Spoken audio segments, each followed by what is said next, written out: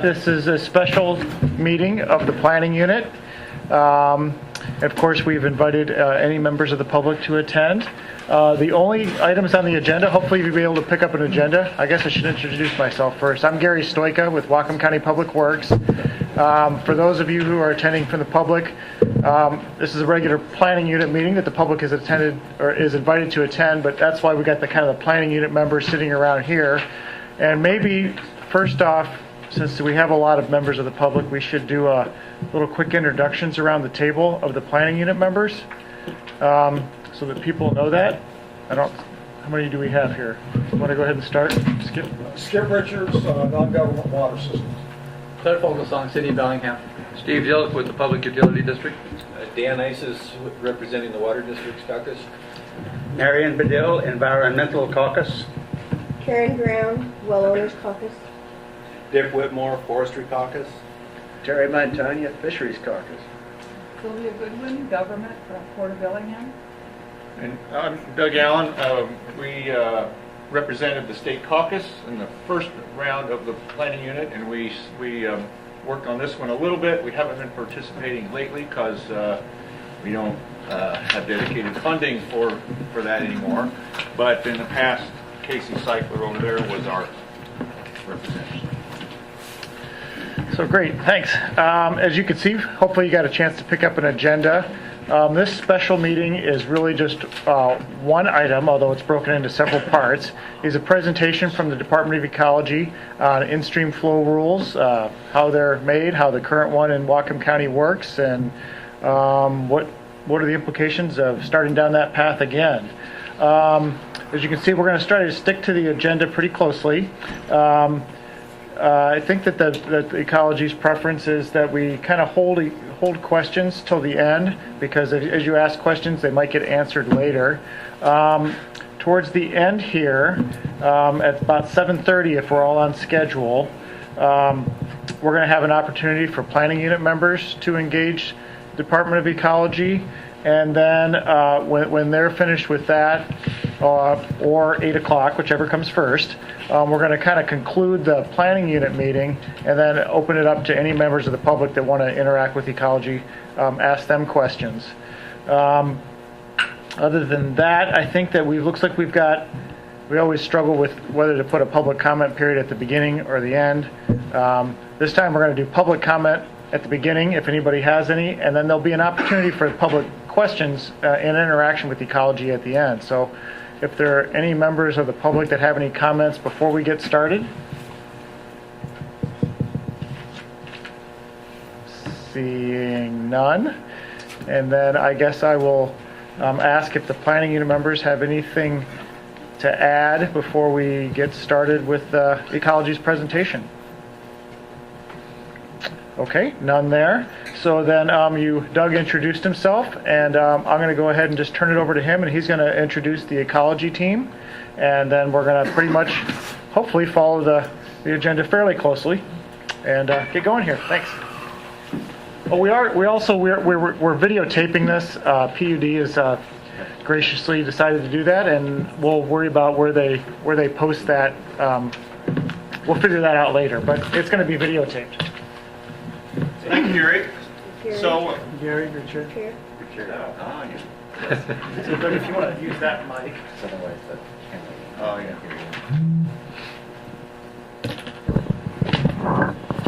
So I'm the manager of the Bellingham Field Office here for Ecology. I started here in 2004, and my first job was to be a member of the planning unit as the state caucus representative. So a lot of the folks here started that program with me, and had been working on it for years before I started. So there's some old timers here.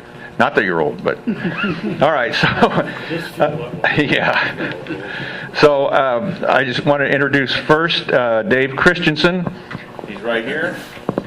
And he's the Development and Operations Support Section Manager for Department of Ecology out of our Lacey headquarters. The next presenter will be Jim Pacheco. He's right over here. And Jim is our in-stream flow rules biologist, so I'm primarily fisheries biologist, but I suppose you're involved in wildlife as well, but primarily fisheries. So he'll be doing the second part, and then the last presentation will be Ann Wessel, who is our in-stream flow specialist over here, right there. And she's been working on several in-stream flow rules, mostly wrapping up Dungeness and now working in Spokane, and so brings a lot of experience to the table. So without any further delay, I'm going to turn it over to Dave.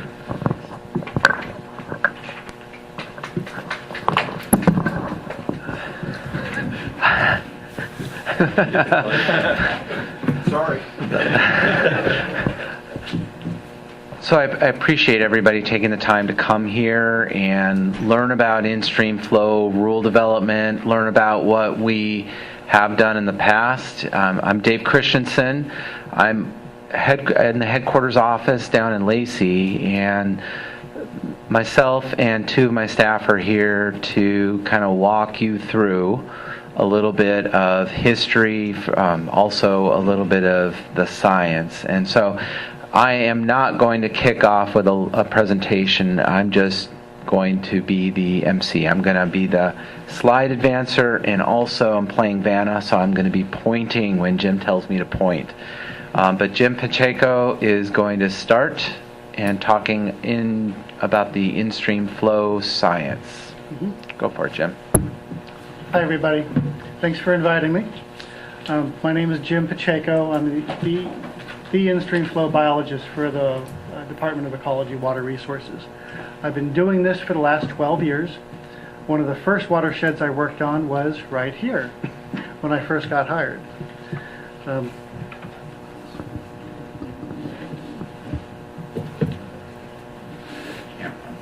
you hear me? Okay. So in general, I make a lot of recommendations and a lot of analyses, and sometimes it's all based on solid, measurable facts and well-accepted models. Other times it's just based on limited data, bootstrap methodologies, and sometimes just my own best professional judgment. But in every case, I give you the trout, the whole trout, and nothing but the trout. Yeah. So what's an in-stream flow? An in-stream flow is an amount of water that works like a water right. So it's got a priority date. That means that water rights senior to the in-stream flow are not regulated, and that junior water rights can be regulated. It protects fish and wildlife, other in-stream resources from future withdrawals. It does not affect senior rights or existing small wells. It is not required to be met. Water rights are a right to use when it's available. It's not a guarantee of use. In other words, having a water right does not mean you can argue with the weather. It doesn't give you any special powers. Next. So why do we need in-stream flows? To understand why, we have to first have a little understanding of how the water cycle works and some stream hydrology. So fresh water begins mostly as water evaporated from the ocean, stored in the atmosphere, and it eventually precipitates in some form. Ice, snow, rain, even dew is a form of precipitation.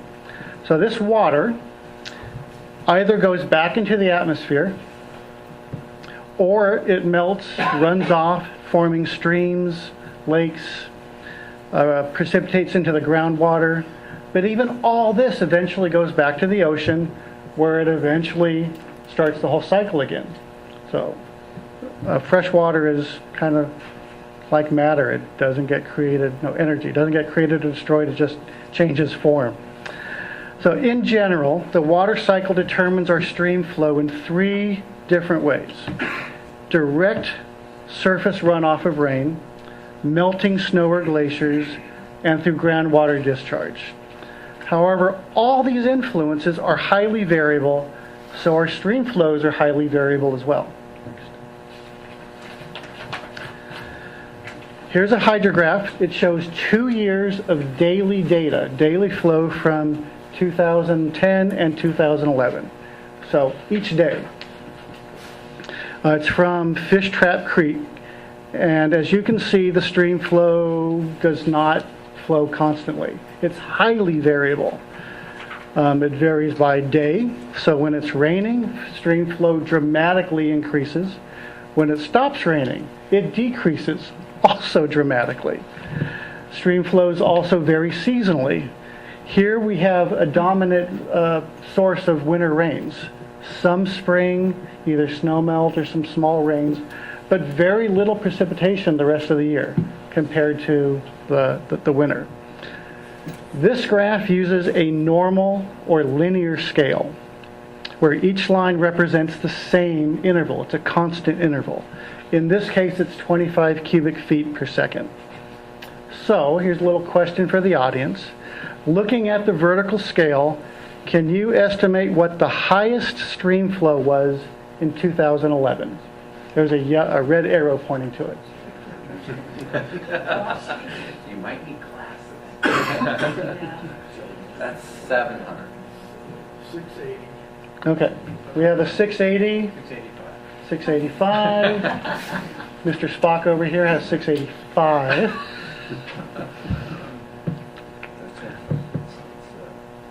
Everybody agree? It's close enough. It's 693 was the actual, but 693 versus 680, when you're in the hundreds of scales, it doesn't matter much. What was the lowest stream flow in 2012? The blue arrow. 2. Okay. It's hard to tell because the thickness of the line is greater than the flow. It's actually 5.1. Next. This is the same exact data. It just uses a different scale. This is what's known as a log scale, a logarithmic scale. Log scales are useful when there's a large range in the data that you're looking at, such as stream flow data. Log scales are based on orders of magnitude instead of a constant rate. So between 1 and 10, the flow interval, each line is 1 CFS. Between 10 and 100, each line represents 10 CFS. And then between 100 and 1,000, it's 100 CFS. So it changes by orders of magnitude. Looking at this graph, can you tell me what the stream flow, the lowest stream flow was in 2012?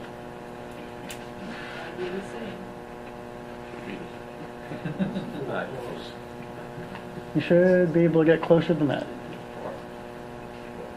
So we have 1 at the bottom, the next line is 2, 3, 4, 5 is right at the bottom of the line. 5.3. Very good. It's really 5.1, but one of those little dashes goes a little bit lower. But if we're negotiating between 5.1 and 5.3, it's meaningless.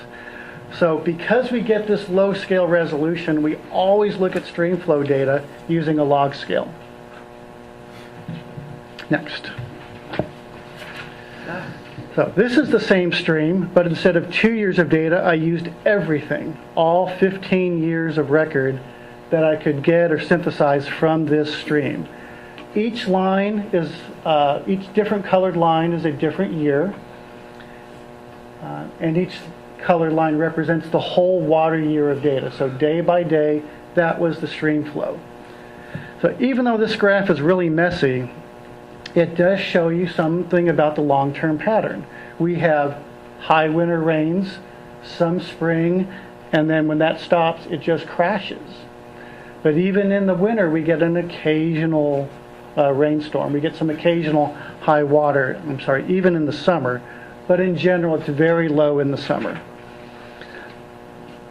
We can simplify this messy graph by using something called stream flow statistics. Again, the same data, but now I've overlaid something called exceedance curves. Exceedance curves is a statistical term. It's the exact opposite of percentile. A 10% exceedance means that 10% of the time, the stream flow, in this case, is higher than that number. So as you can see, it's not the highest flow. There's occasional high flows above that. You can consider this a really wet day. When it's raining really hard or it's been raining for a long time, streams are going to be at that 10% level. The bottom red line is the 90% exceedance flow.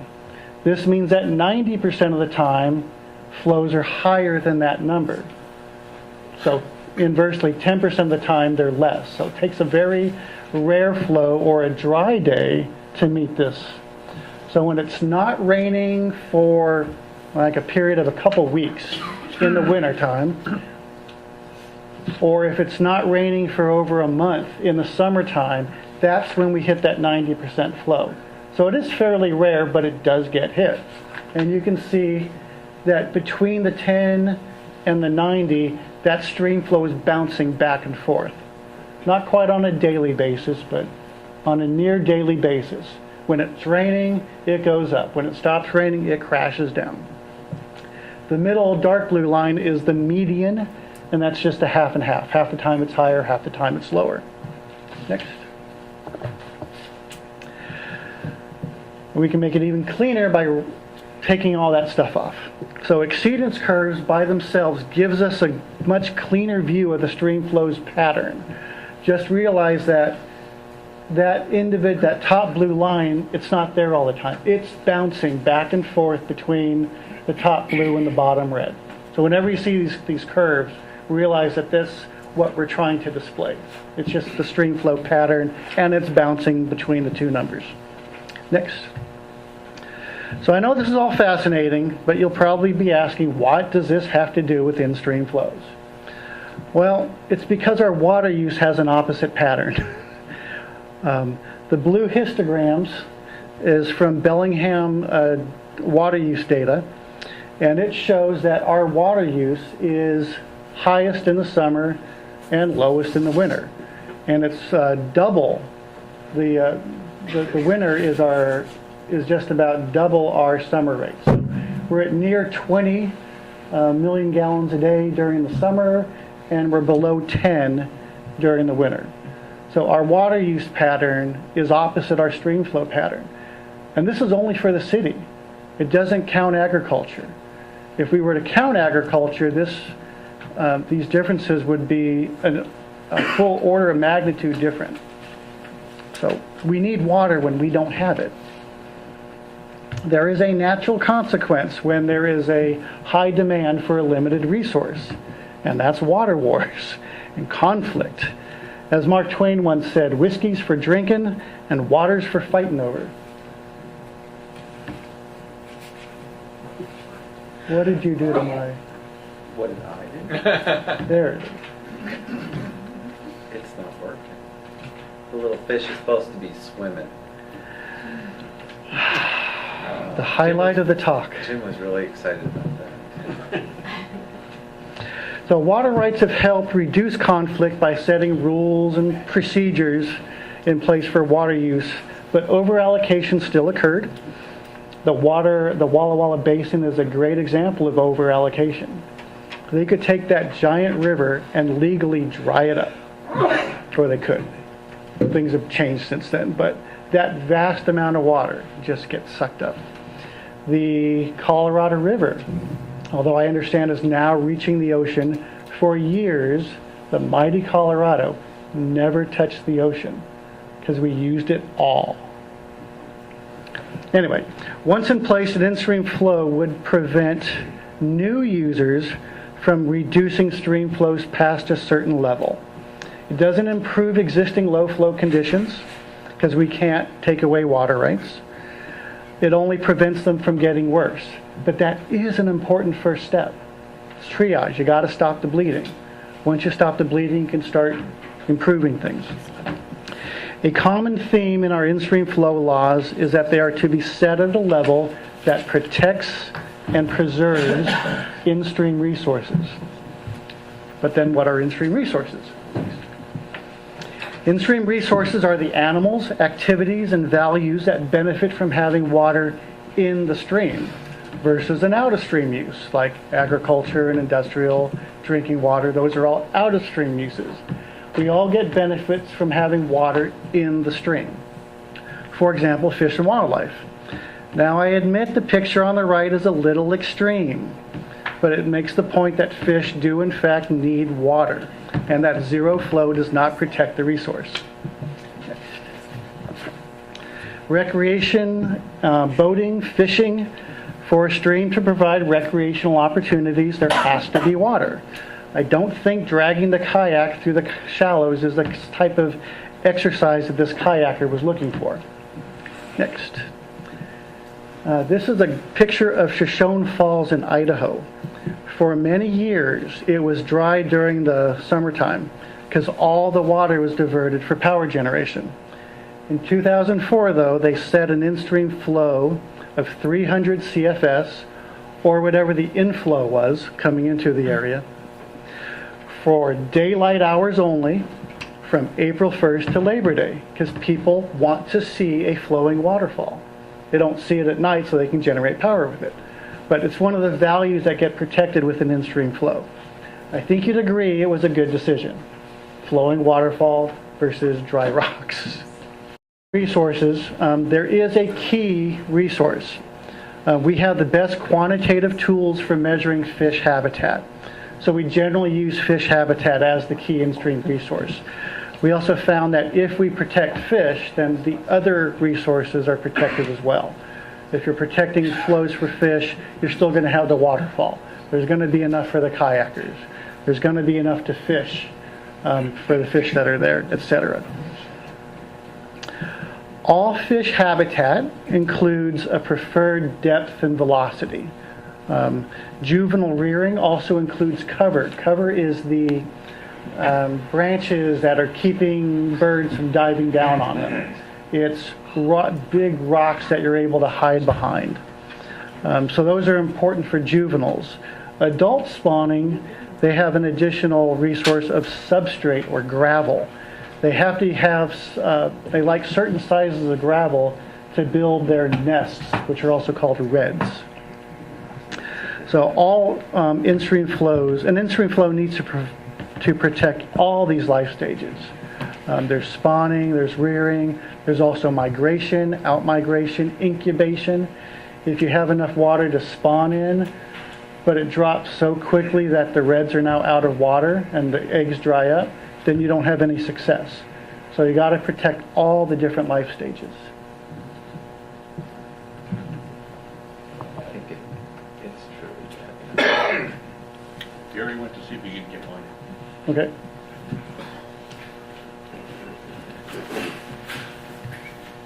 Some of this stuff has to be displayed.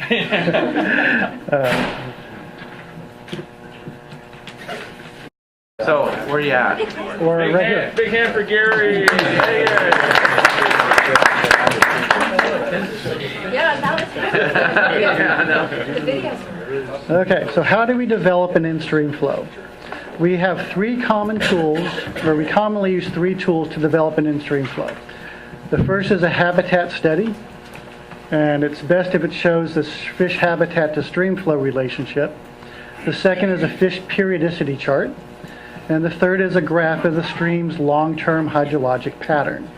So let's take a closer look at these three tools. No. For the habitat studies, there are two types of methods that we commonly use in Washington.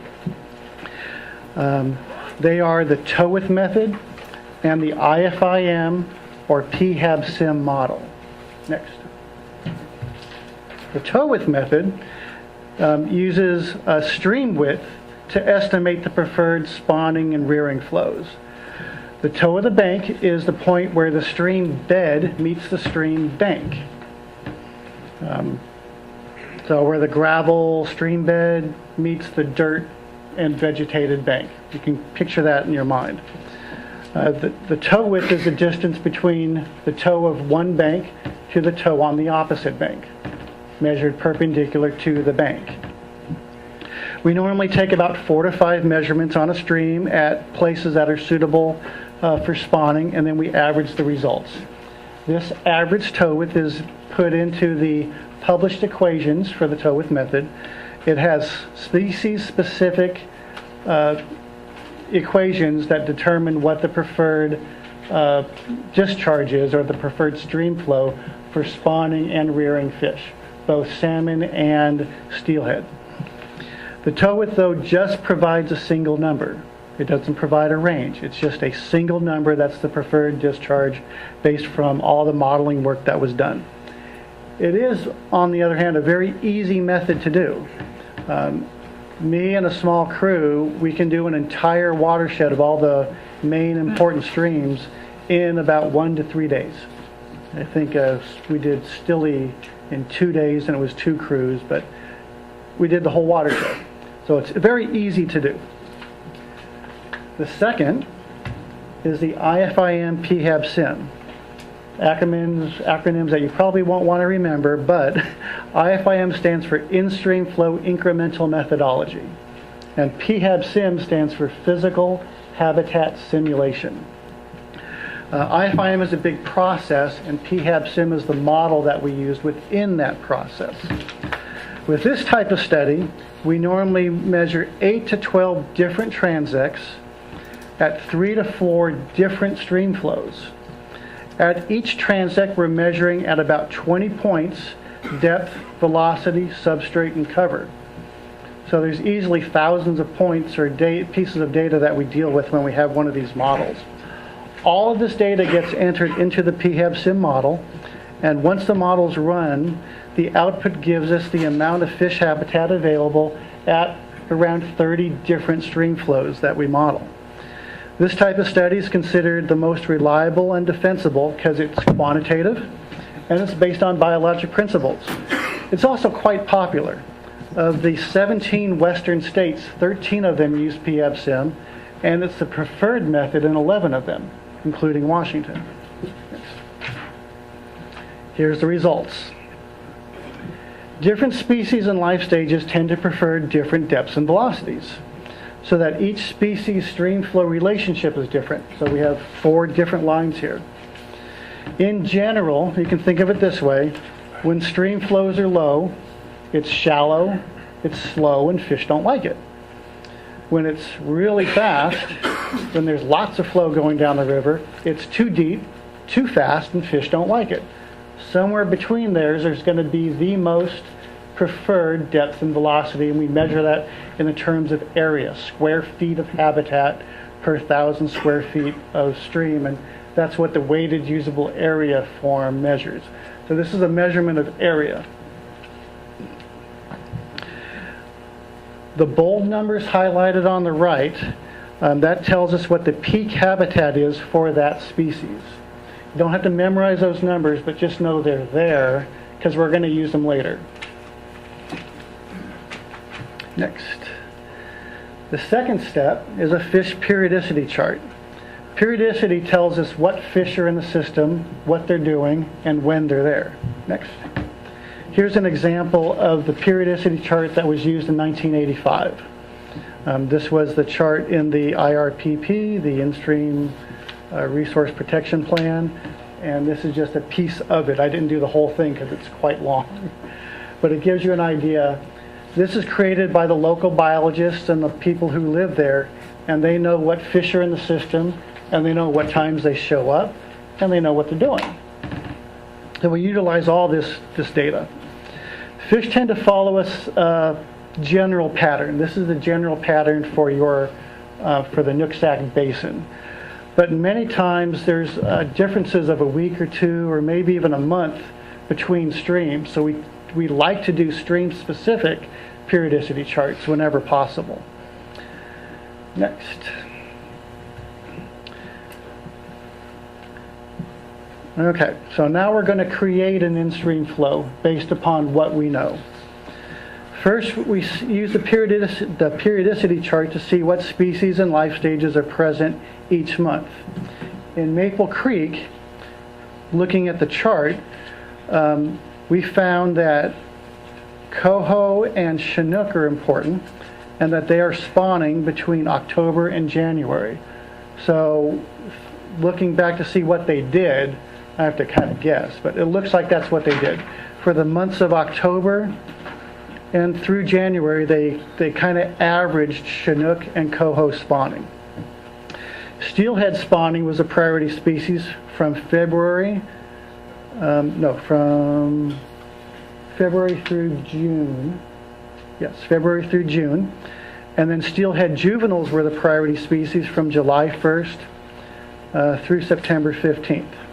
So that's using the periodicity chart. When we used a habitat study, we determined the stream flow that would protect and preserve the habitat for that species and life stage. For example, using the previous slide on the Maple Creek habitat slide, 20 CFS provided the best average Chinook and coho spawning flow.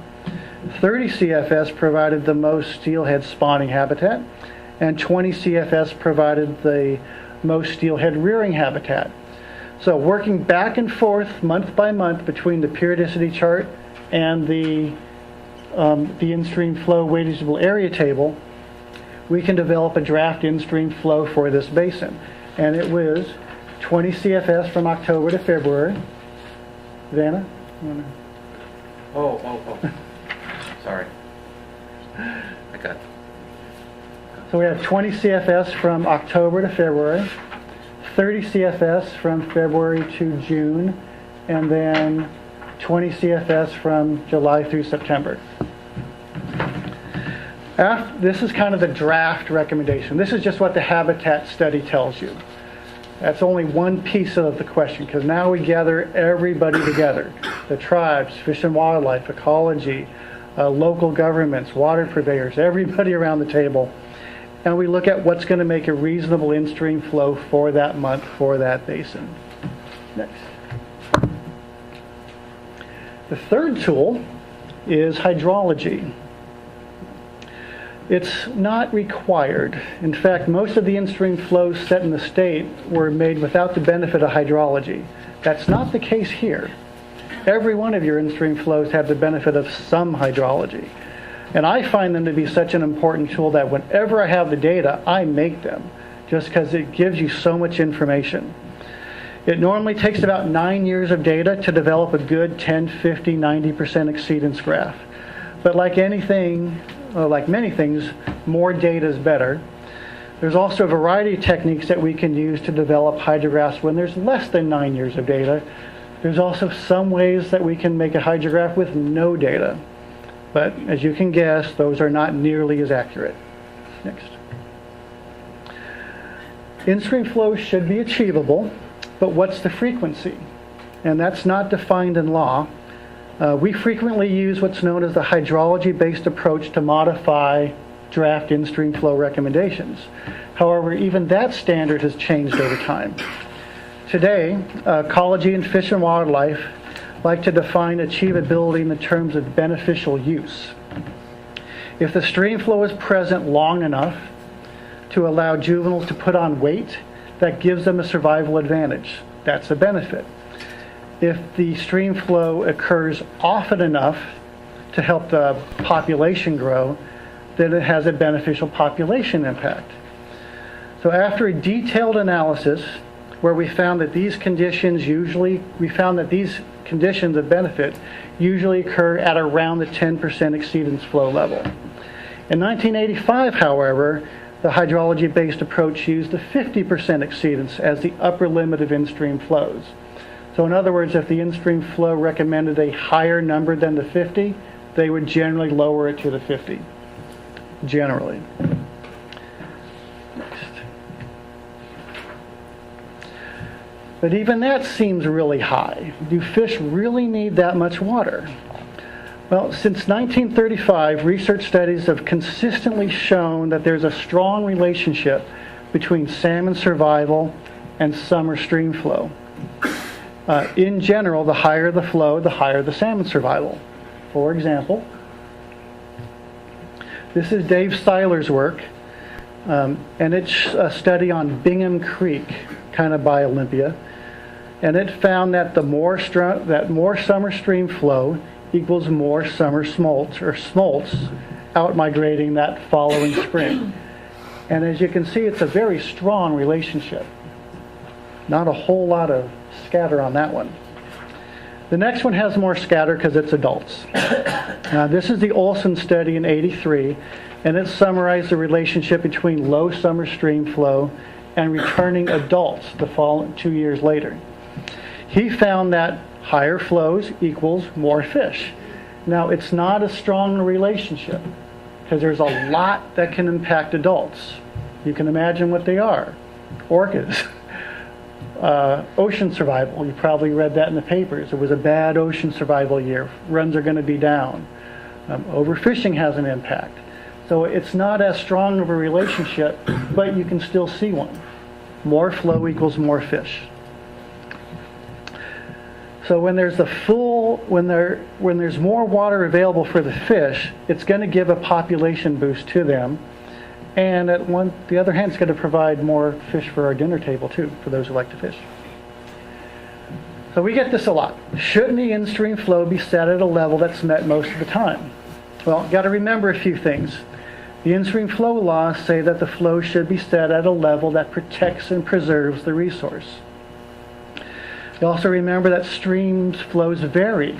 They vary year by year, season by season. There's the decadal oscillations. There's a lot of variability in our summer flows. The in-stream flow would naturally not be met during an average or drought year. However, if we were to set an in-stream flow at a really low level, hypothetically, what would happen? Yep. This is a busy graph, and you may need to get close. There's a lot going on here. This is 4 years of stream flow data from the Nooksack River, 2007 through 2010. Each color represents a different year. The upper green line is the current in-stream flow. The lower red line is the theoretical or hypothetical in-stream flow set at the 90% exceedance flow. So as you can see, in 2007, even that low level of an in-stream flow was not met for almost half of September. And there's a couple pieces in August that it wasn't met either. So even that low level wasn't met 100% of the time. We could theoretically give away all the water above the in-stream flow. By its very nature, the in-stream flow is the limit, above which it's allocatable. I'm not going to do that. What I'll do is just use the same sort of 10% exceedance flow that we've been using for fish habitat, for fish beneficial use.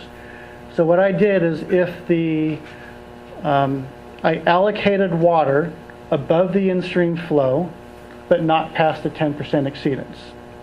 So those high flows are still going to come through. So if you look at the colored line and you look at the dashed line beneath it, that shows you what would happen if we allocated all the water available above the in-stream flow. And you can see there's just the blue, the 2008 was a pretty darn good year. I think the fish would do pretty well in 2008 because they had a fair amount of water and they had a fair amount of peaking. At no other time did they have more than 3 days above the 90% exceedance flow. And we know that the 90% exceedance is a very low flow condition. Think of it like drought-like conditions. If we were to have an in-stream flow set at a low level, you'd be forcing the fish to live in drought-like conditions almost every day. That does not meet the protect and preserve standard in our opinion, which is why we don't do that. Next, how has science changed? I went back into the Wayback Machine and I looked at the preference curves that were used in 1985. I also compared it with the preference curves we had in 2002, and we just had an update. We updated our preference curves in 2013. We have a big document called the In-Stream Flow Study Guidelines, and we routinely publish that and any updates. So over the years, our knowledge has improved of fish habitat, and it's improved because we conduct something called a habitat suitability study. It's where we're looking at what the fish like. And we combine all these studies together and we develop preference curves for them. So as you can see over time, the preference curves changed. The preference curve is an integral component of the PHAB sim model. So in general, if the preference curve changes, that weighted usable area curve is going to change. So if we were to look at all the studies you did in the past, we'd have to rerun them all using the modern preference curves to let you know how the habitat changed. Next. And I didn't have time to do that, and I don't think you want me to do that yet, but it's available. What I could do, though, is take the basic recommendation that was done for Maple Creek using 1985 Maple Creek data and 1985 hydrology. So recognize that if I was to really do this, we'd update hydrology, we'd update the model, we'd update everything. So I'm just giving you what happened in 85 if I was to be looking at 1985 with today's lens. Okay? Fair enough? So with our current emphasis on beneficial use and the hydrology-based approach using the 10% exceedance rather than the 50% exceedance, as a biologist, I'd say the original habitat study, which is the dashed blue line in the summer, the dashed green line, that was the only place where they used the hydrology-based approach in 1885, and they lowered it to the 50% exceedance. In every other case, the water was generally available, and they went with the habitat-based approach. In 85, they lowered it to the 50. We don't do that anymore. So as a biologist, as one member of the huge group that would be looking at this, I'd have to say that the habitat flow at 20 CFS looks reasonable and achievable all summer long. But there's a lot of negotiation that goes involved, so that's just one person's opinion. Next. I just threw a lot at you. I've been doing this for 12 years every day. I know it's a lot, and I know it's complicated. There's a lot to consider, there's a lot to learn, there's a lot to brush up on, and if you want to call me, feel free. I'm available for any questions. But if you take a thoughtful analysis of all the data and the watershed goals that you produce, I think we can get a consensus on how to best manage this vital, limited, but very vital natural resource. Any questions? No, we're going to save all the questions to the Till end. the very end. Yes, the Very- bitter. Yeah. The bitter end.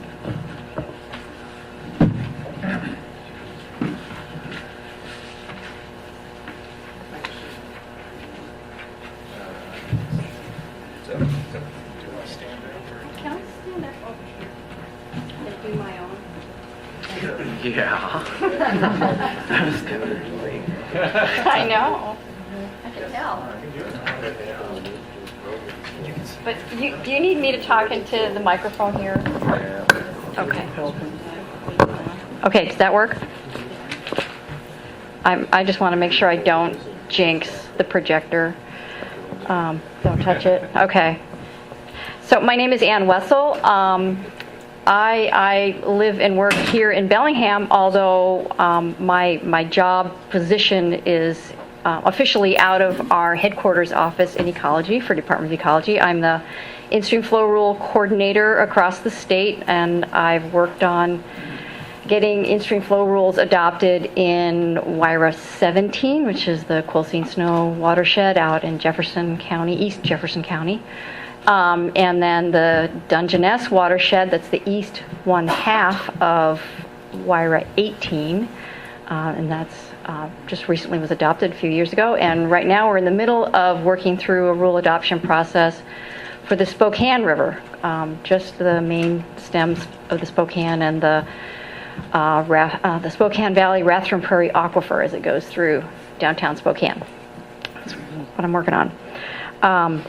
But I was asked to talk about how this rule was set, and Jim's talked a lot about the science behind the flow levels and how they were set, and I'm going to talk a little bit more about, how that rule came about, and then how it works. What does it mean for people who want to get water right permits, essentially. So the statutory authority that Ecology was working under in 1985, it's still in place now. Jim talked about it, but it's two primary statutes, but not the exclusive statutes, but the big ones are RCW 9022, which is the minimum water flows and levels, and it was adopted in 1969. And that authorized the Department of Ecology to adopt in-stream flow levels in a rule.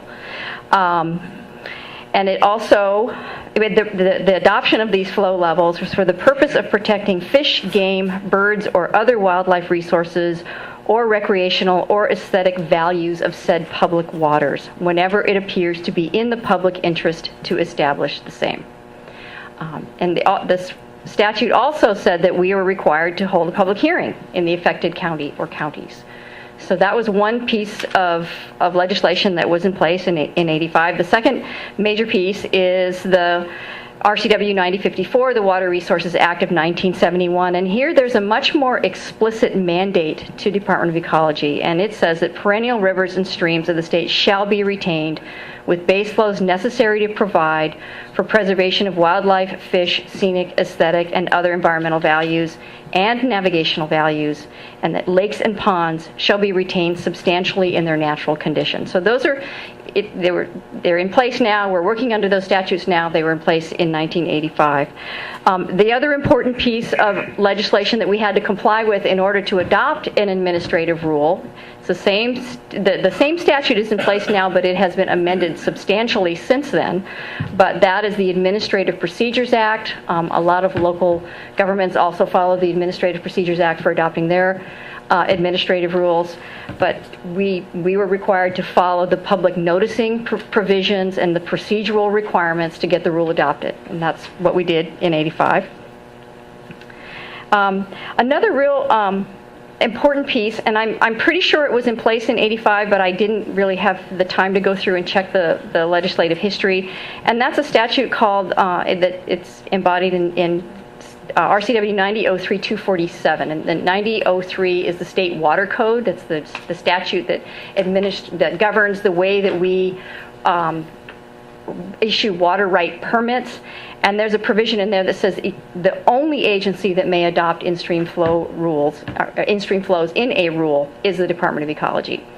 So that's just one other piece on that. Jim's already gone through the methods to develop in-stream flow rules and talked about how those methods worked with the IFIM methodology and the tow width. But in 1985, when Ecology was doing studies on the Nooksack watershed, hopefully folks can see this, the IFIM studies were done for the north, middle, and south forks of the Nooksack, Kendall, Silver, Terrell, and Maple Creeks. So those were the habitat-based studies using that method that were then integrated with hydrology approaches to come up with the flow levels. And that the other streams, so there's a total of 30 streams and river and stream reaches, river reaches, where flows are adopted in the Nooksack rule. So the tow width method was used for everything else. At the time, in 1985, and Jim's talked about this 50% exceedance hydrograph was generally considered an in-stream flow ceiling. It's not always the case. I mean, I think there was a lot of talk amongst the resource agencies that were interested in protecting flows, but typically that was the policy at the time, because the whole idea was to balance water for in-stream and out-of-stream uses, and the policy at that time was to address that balance at the time that the flows were set, and that policy has shifted substantially since then. The other standard practice at that time, and I've gotten this information from talking with Hal Beecher at Fish and Wildlife, who worked on the in-stream flow studies for the Nooksack, is that when they constructed that 50% hydrograph that Jim described, they tried to reconstruct a natural hydrograph. In other words, if there were already water rights that had been issued, and in this case the city of Bellingham had a water right that had been issued, and there may have been other water rights, they added those back in. So they looked at the gauging data, the full spectrum of gauging data, and then they added back in allocations that were withdrawing water from the river. At least that was the intent, as I understand it. Exactly how those hydrographs were constructed, Jim and I don't don't quite have that data. So we did follow the State Administrative Procedures Act process for adopting the rule. There was a lot of direct negotiation and work with the biologists from both of the tribes in this area. I know there was interaction with the City of Bellingham and Whatcom County, but then for the most part, there was these key stakeholders that worked as the rule was being developed, and then a proposed rule went forward for public comment. And a public hearing was held. So this just gives you an idea. We have in the record comment letters from a fair number of organizations and individuals, as well as a petition with 77 signatures on it. The petition, just in case you're curious, it's from largely sport fishermen who were in favor of getting the rule adopted. But definitely there were comments speaking up against some of what was proposed in the rule as well. And so all of that is in the record, and the Ecology's responses to all those comment letters are in the record, but that gives you an idea of what went on at the time. So I'm going to shift a little bit now to the second part of it, is how does this work? How does this in-stream flow rule work? I'm going to reiterate a little bit of what Jim said, and just to try to help you understand just in general how an in-stream flow rule works. We've already talked about how we're authorized under state law to establish in rule flow levels to protect what we call in-stream resources, and that's what we've talked about: fish, wildlife, recreation, navigation, aesthetics, water quality, and livestock watering. And these kinds of flow protection statutes have actually been in place in Washington for over 65 years. The state's water flow policy that was adopted in 1949 states that it's the policy of the state that the flow of water is sufficient to support game fish and food fish populations be maintained at all times in the streams of the state. So that's RCW 7757 that I've cited there. That's the Fishways, Flows, and Screenings Act. And then we've got the other authorizing legislation that I've described. And also we've got the Watershed Planning Act, which I think a lot of you are familiar with, but it's an important piece of legislation that was adopted in 1998 to try to work through these issues, very difficult water allocation and in-stream protection issues at the local level, and come up with very locally based water resource management plans. And a regulatory in-stream flow is used to limit future water use when the actual stream flows drop below the flow that's set in the rule. So it's also used to provide information to Ecology so that we can make decisions on water allocation for future uses. So we need this information because we are required in order to issue a water right to protect those base flows. We need to know what level of flow to protect. So in order to issue a permit, it's very helpful for us to have set in rule what the level of protection that we have to maintain. And then once an in-stream flow is adopted in a rule, by statute, it attains the same status as a water right, as an appropriation. It has a priority date, so it fits in line with everything else. And that means that the senior water rights that are already established, already in use, are not affected by the provisions in the in-stream flow rule. And anything junior is affected. So a water right application that is approved after an in-stream flow is set in place becomes subject to the regulations in the rule. A new permit exempt use, in other words, a new well that somebody puts in for the house, is also potentially subject to a rule when it is junior to an in-stream flow rule. An important piece on in-stream flow levels, and Jim talked about how we set flows at a level to protect a wide range of flows because fish really benefit from that wide range of flows with their habitat needs. An in-stream flow is not like a water quality standard. It's not intended to be attained all the time.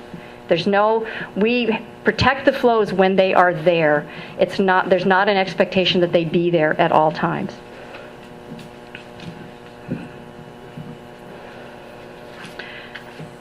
So this rule Chapter 173-501 of the Washington Administrative Code, which is the Instream Resources Protection Program for the Nooksack Water Resource Inventory Area, WIRA 1. Ecology's interpretation is that this rule applies to new water right permits, and a permit is required for any diversion of surface water and for a groundwater withdrawal where it's not a withdrawal of groundwater that qualifies for a specific exemption under the state groundwater code. And the exemption, I think a lot of you are familiar with it, but I'll go through it. It's in RCW 9044, which is the state groundwater code. It says that you can establish a water right without applying for a water right permit. You don't have to wait in line and wait to get your permit for very specific uses. One is to group or single domestic use using no more than 5,000 gallons per day, up to half an acre of non-commercial lawn or garden, up to 5,000 gallons a day for an industrial water use, and stock watering.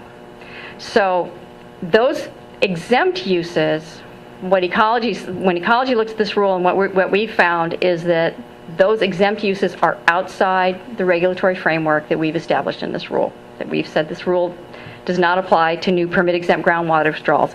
What it does apply to is all new permits.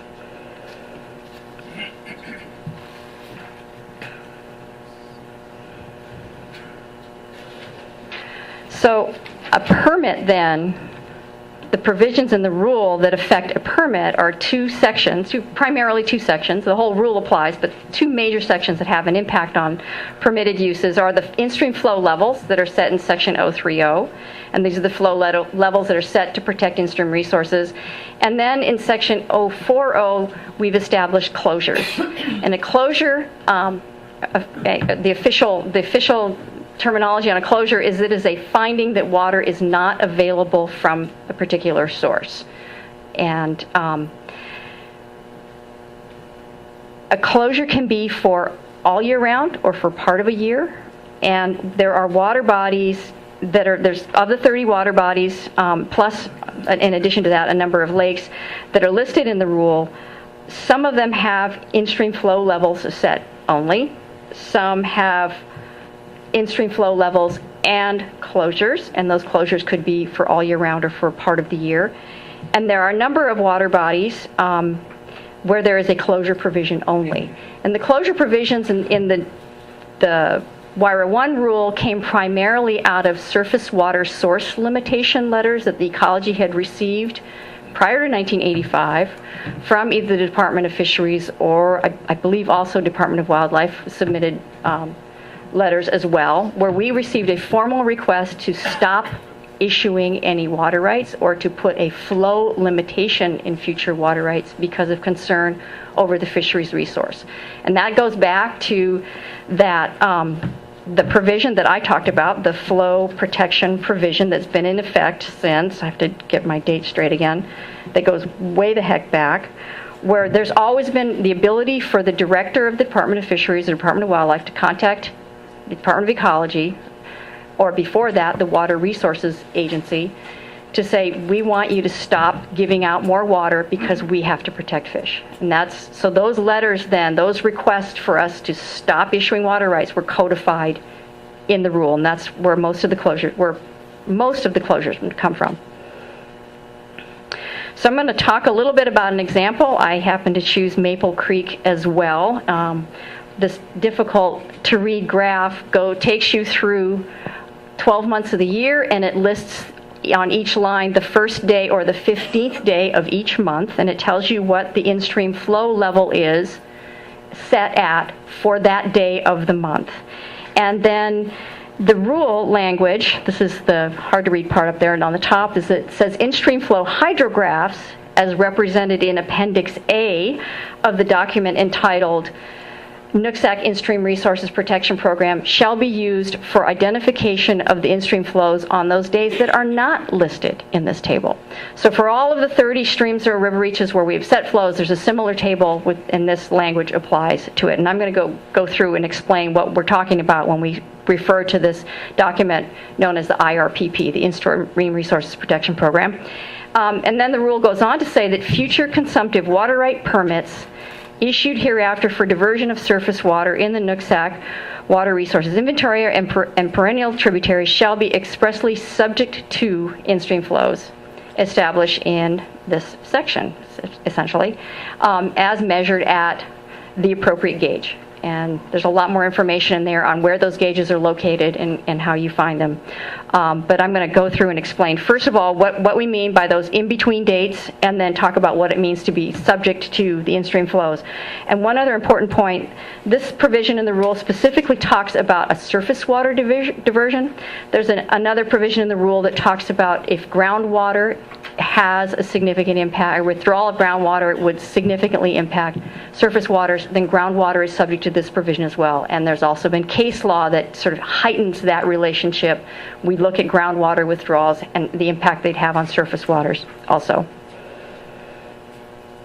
So this is the IRPP document. It's what the cover of it looks like, and it's available on Ecology's webpage. And in that document, you see these really difficult to read log scale graphs that Jim described. We've got the 10%, 50%, and 90% exceedance curves. Those are the light colored lines. And then the dark line is the in-stream flow level set in the rule. And so you can take an example looking at the June 15th to July 1st time frame, which is one of the angled lines there. So in order to figure out on June 15th, the transition is going from a 30 CFS in-stream flow level down to 20 CFS on July 1st. So in order to figure out what the in-stream flow level is that must be protected on June 16th, 17th, 18th, what the rule is telling you to do is to look to this graph to calculate what flow level must be protected. Another option is to talk to staff at our Northwest Regional Office or in our Bellingham Field Office, and they've done the math to calculate what it is, so you don't have to actually read it right off the graph. But this is essentially what the rule is telling you to do. So once you've got an idea what the in-stream flow level is that must be protected, another important point, there's asterisks on all of the in-stream flow numbers going from July 1st through November 1st. That is denoting the closure period. This is it's an overlap with the section on closures, and this is providing you information so that Maple Creek, there's a seasonal closure when we've said, no, we're not going to issue new water rights during this closure period. But let's talk a little bit more about that too. So if you want to start a new water use, and again, I'm talking about a new water right permit. You've applied for a new use, something, for instance, if somebody wants to pull some surface water out of a lake, and that would require a water right permit. Any diversion of surface water requires a water right permit, or a use of groundwater for something other than those exempt uses I talked about earlier. So the rule has certain things that are exemptions from the provisions in the rule. They're not exemptions from that basic requirement on what does or does not need a permit. So the first important thing that it says is that it doesn't affect existing water rights. We've already talked about the whole idea that it has a priority date, it's in the seniority system, it can't affect existing water rights, and it's also because we don't have the authority to regulate federal reserved water rights, and that would include Indian water rights, tribal water rights. So the rule doesn't affect those either. We say that specifically in the exemption section. And then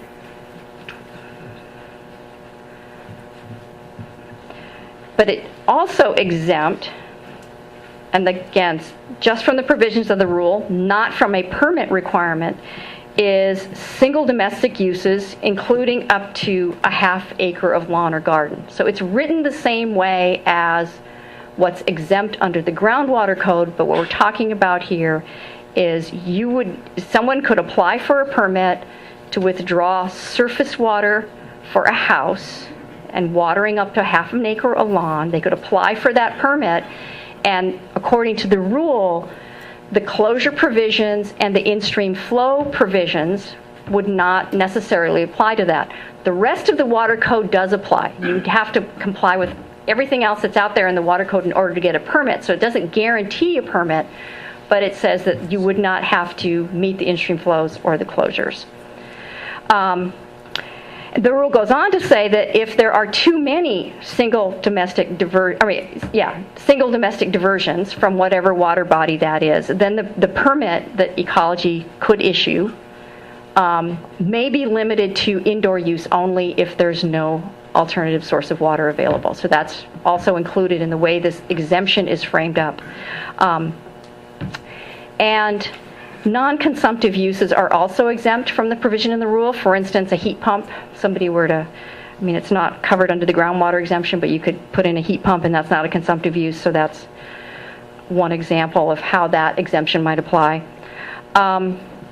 So looking at this rule, there are generally 4 types of water right permits that Ecology could issue for different types of uses. The first is the one we've already talked about. So this would be somebody applying for a water right permit for a use that qualifies as an exemption. So that was that single domestic use or a non-consumptive use. There are also some places where you can withdraw water and they're located within geographic area of the Nooksack watershed within WIRA 1, but that withdrawal is from a groundwater source that has no impact on these protected surface waters. And an example of that is recently the city of Blaine received a water right permit, and I think it's in the last few years, for a well field, and it's coming from a groundwater source that does not affect the Nooksack River or any of the other rivers where we've set flows that need to be protected. And then I'm going to go further and explain these last two. A water right permit may be issued that would be interruptible. And so that means when flows are not being met, the use must stop. When the water is there, the water's available. Or a use that is mitigated. And mitigated means to protect the surface water from the impact of that use. So where we've set in-stream flows on a river, water rights that are subject to stream flows must be interrupted when the flows fall below the minimum flow established in the rule, or the new user, the permit, whoever has the permit, must mitigate for the consumptive impact on surface water when the flows are not met. So that's not 100% of the rate of withdrawal or the rate of diversion or the rate of withdrawal. It's what the consumptive impact is on that water body. So some water may come out of the ground but go back into the ground and go back into feeding surface waters. It's the amount that's actually consumed. In case of agriculture, through evapotranspiration, even through domestic use, there's ways that water is consumed. It doesn't go back in the ground. So that consumptive impact must be mitigated. And then so if there's a drainage with a seasonal closure, a water right for a year-round use could be issued so that it were subject to those flow levels, interruptible during the open period, but in order for that use to continue during a seasonal closure, that new use must be mitigated. It has to be mitigated in order to be used during that closure period. Mitigation, there's a lot of controversy over what mitigation is. The very simplistic term is that it's to offset that impact of the new water use. And for an absolute certain form of mitigation is basically water for water. You retire or someone stops using a senior water right, one that's older than the in-stream flow provisions, and that water is coming from the same source and for the same period of time, and you offset it in the same amount to make sure that whatever you're using, your new user has been completely compensated for by somebody else stopping the use or eliminating what was a use. And that's guaranteed mitigation. There are other ideas along the line of mitigation that have to do with providing other sorts of compensation. There's lots of controversy over that now. There's a number of court cases that are addressing this issue, so it gets complicated. There are other things that are possible to use for mitigation, and let me just say, it just gets more and more complicated. And then the last little bit that I think it follows from everything I've already said is that there are some basins and some lakes where there is a year-round closure. So in that case, then the mitigation, in order to get a permit at all, there must be adequate mitigation provided, and we have assurance that that impact will be offset. So this is how this map look. This is pretty difficult to see, but the red streams that are labeled there, those are closed all year round. The yellow is seasonal closures, and the the green, which is generally the middle fork and the main stem and some of the tributaries going into those are places where we have in-stream flows set, but no closures. One other piece I was asked to address was, okay, if we were to adopt the rule now, what would be different?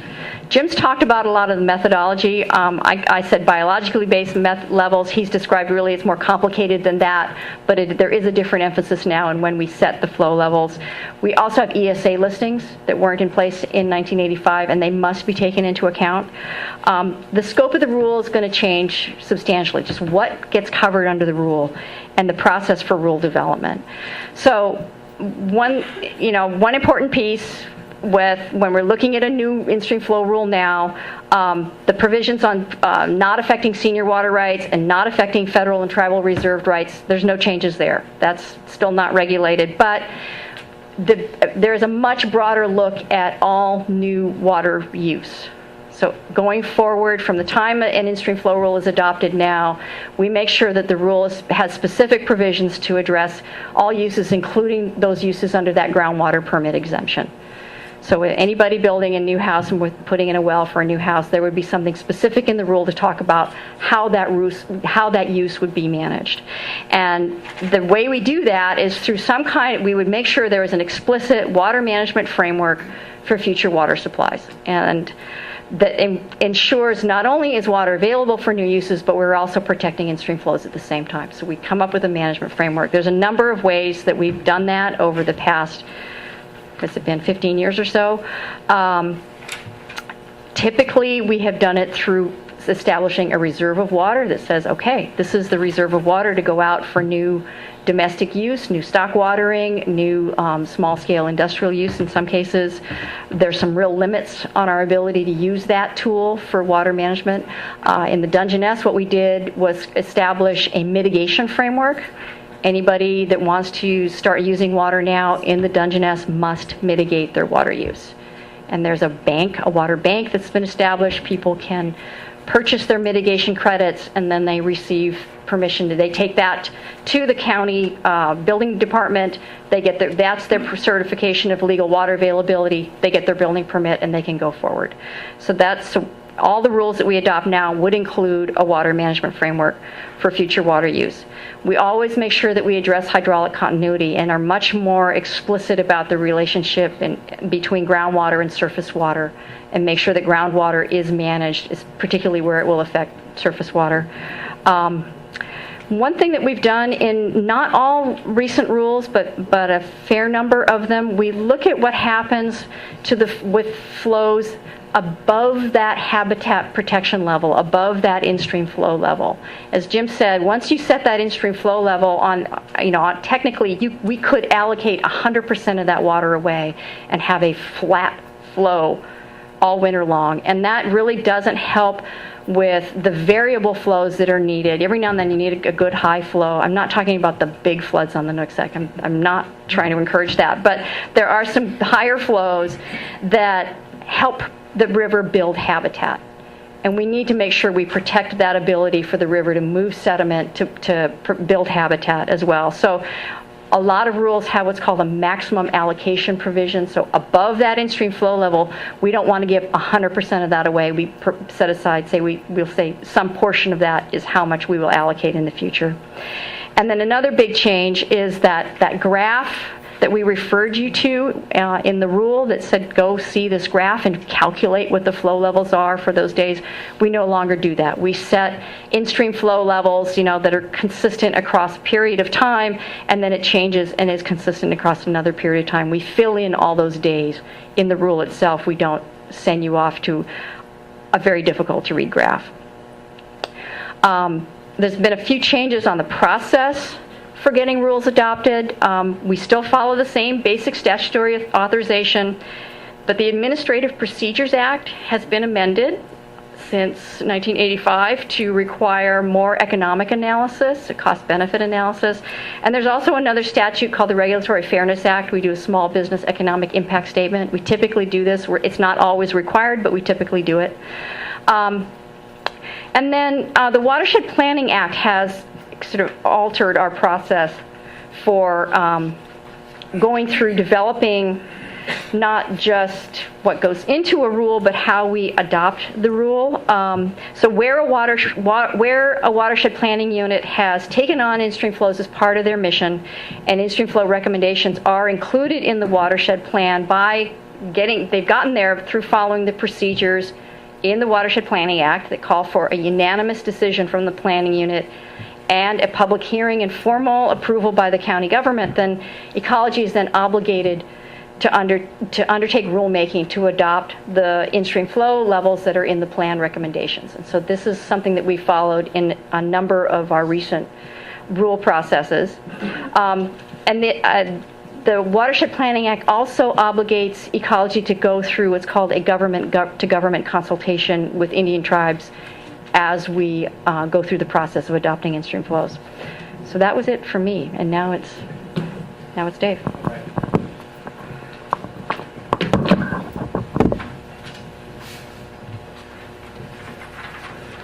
So we're running a bit behind, so I'm going to give you an abbreviated version because I know there's lots of questions. Oh my gosh. My eyesight is getting bad. All right, so I'm going to fly through some of these and not cover as much detail and then stop where I think some detail is important. I think it's always important to talk about our mission, and so I want everybody to understand that our mission and our legislative obligations are to manage water resources for both current and future community needs and the environmental needs.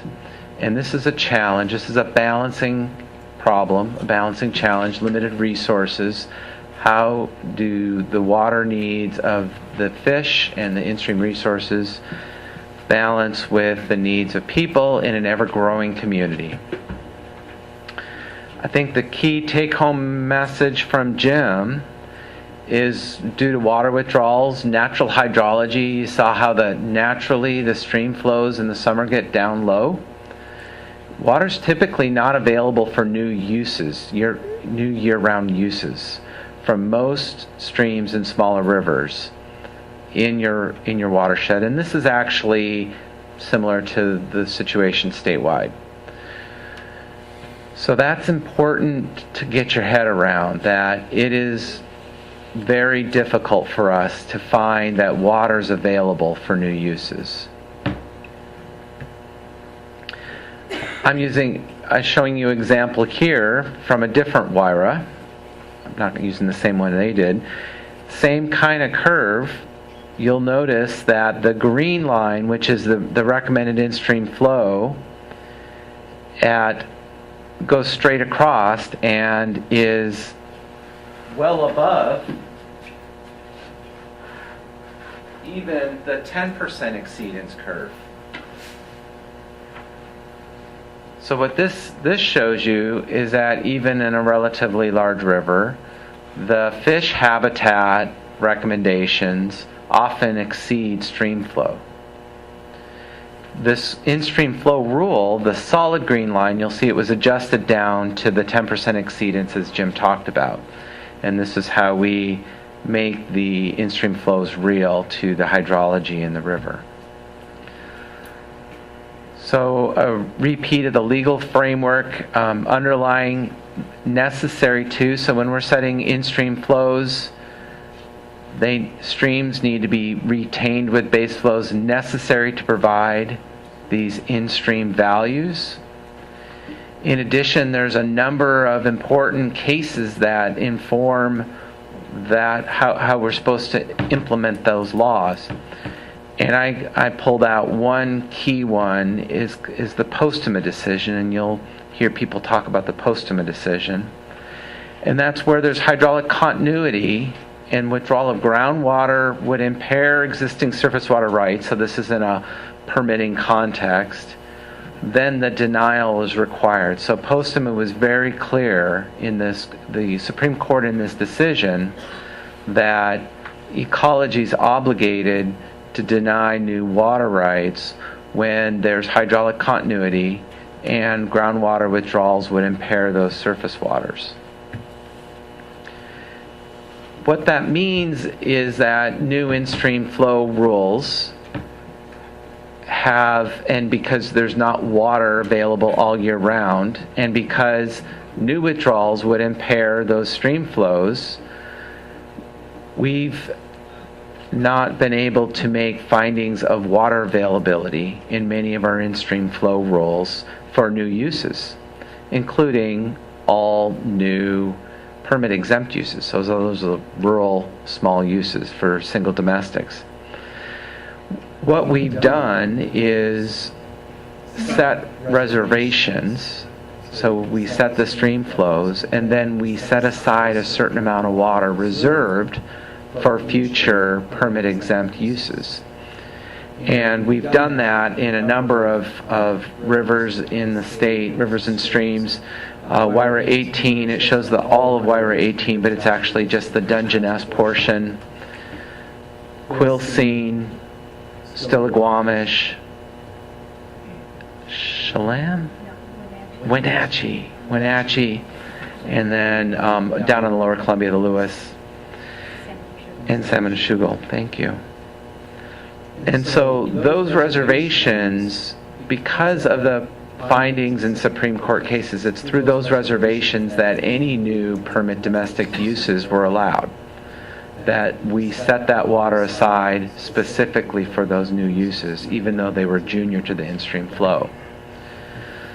Then about a year ago, a little over a year ago, the Supreme Court ruled in the Swinomish versus Ecology decision that our approach in setting those reservations and then using the tool that we use to justify those was invalid. And they invalidated the Skagit, the 2006 Skagit Rule Amendment.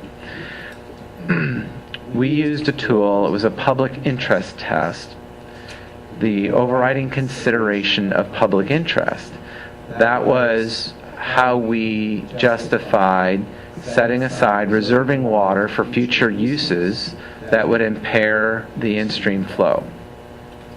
So even though the Skagit rule would have or did allow impairment of the senior water right, which was the in-stream flow, there was going to be continued allowance for individual wells. And a key part of the finding going forward, and as it applies to any new in-stream flow rulemaking, is that the court found the public interest test is not appropriate for private uses.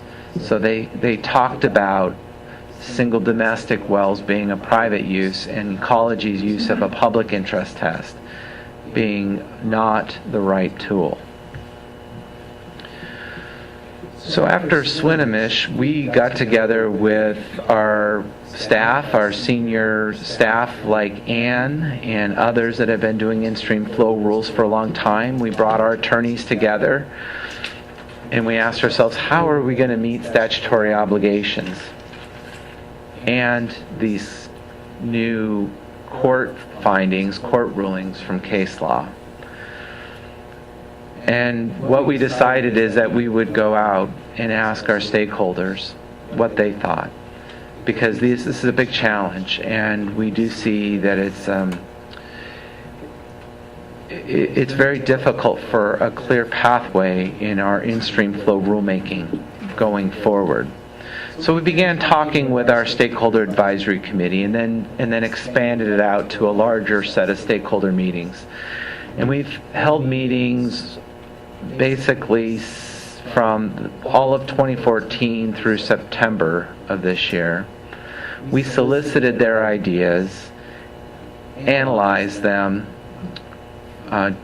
facilitated a discussion, a dialogue between stakeholders where they could identify what they liked and didn't like of each other's ideas, and then summarized all that in a synthesis document that we released a couple of weeks ago.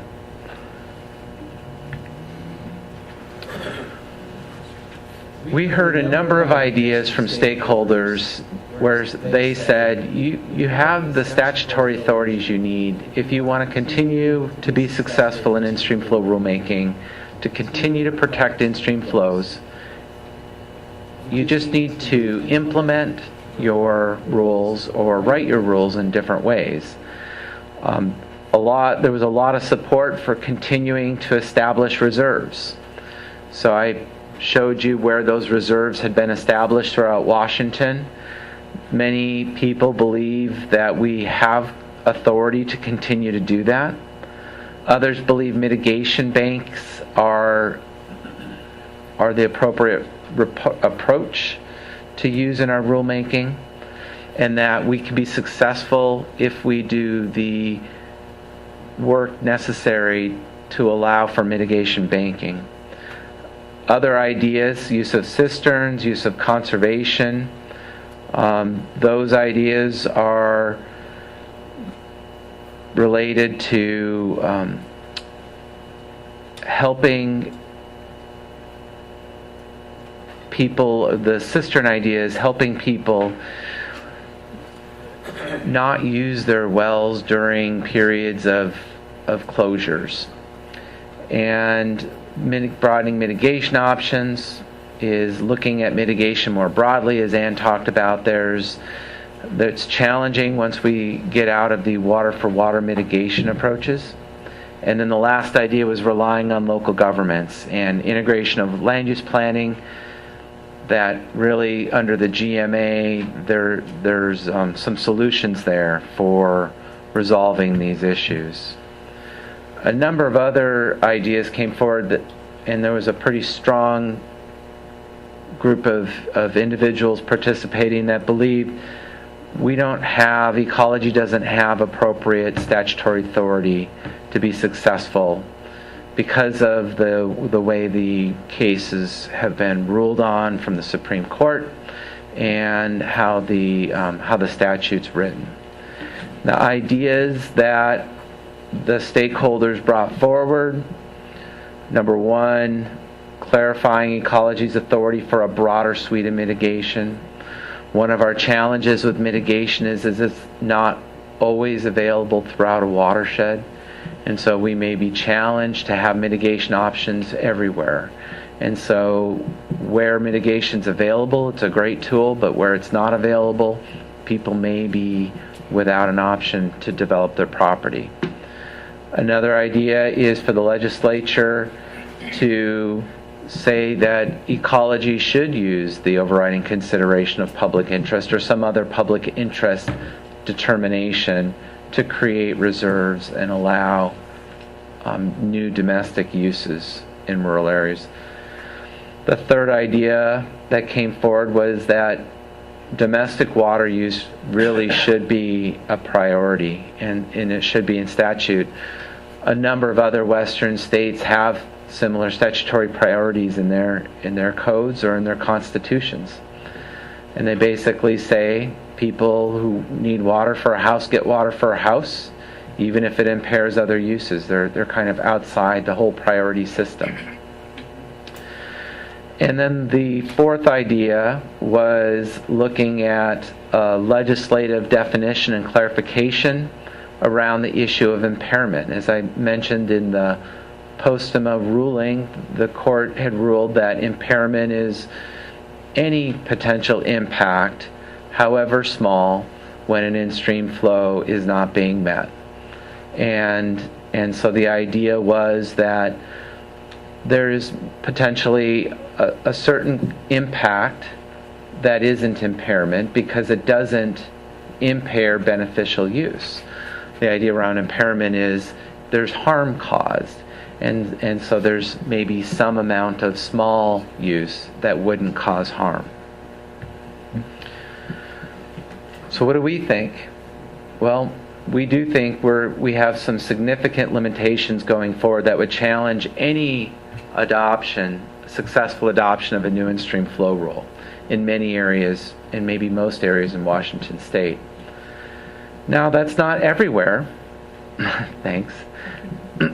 For instance, as Ann talked about, we're working right now and we're in the final stages of adoption in the Spokane rule. Now, the Spokane watershed is maybe a special case because almost the entire watershed is served by public water utilities. So it's a limited area. And the area not served by public water utilities is so limited that we were able to acquire water to fully mitigate all those new uses. So Spokane is moving forward because full mitigation is possible, because the geographic scope and area of the rule make it possible. Probably not going to be the case elsewhere. And as we're challenged in the Skagit Basin, just south of here, one of our biggest issues is finding mitigation throughout the watershed that's applicable, that's appropriate for people where they want to develop their homes. What we heard in the discussions is that of the options discussed, the broadening mitigation option, so looking at some more flexibility in what constitutes mitigation, we think that there's possibly some area to discuss, some area to work there. Seem to be more interest, a broader set of stakeholders that were interested in talking about that issue. So that would mean in areas where there's not water for water mitigation, maybe someone that wants to build their house has another option. Maybe they could provide some stream habitat improvements. Maybe they could replace a blocking culvert. Maybe they could plant trees along the stream or revegetate. So there's broadening those mitigation options might be a way where there's not water available to mitigate to allow people to continue to develop. And the idea around defining impairment may also lend itself to some potential solution, but that came in very late in the discussion, and so there really hasn't been much discussion about that idea. So we think that continued discussion about that issue and really looking at, well, what is harm, how do we define harm, and how would we put that, or how could the legislature put that in statute? So what's this mean for you? Well, if requested to start in-stream flow, so if the planning unit wanted to amend the WIRA 1 in-stream flow rule, there's some questions we'd ask. Number one, what are available resources? Ann's our in-stream flow rule writer. Right now, she's pretty much it. She's the lead. We have some other resources, but they're working on other issues, and right now Ann's working on the Spokane rule.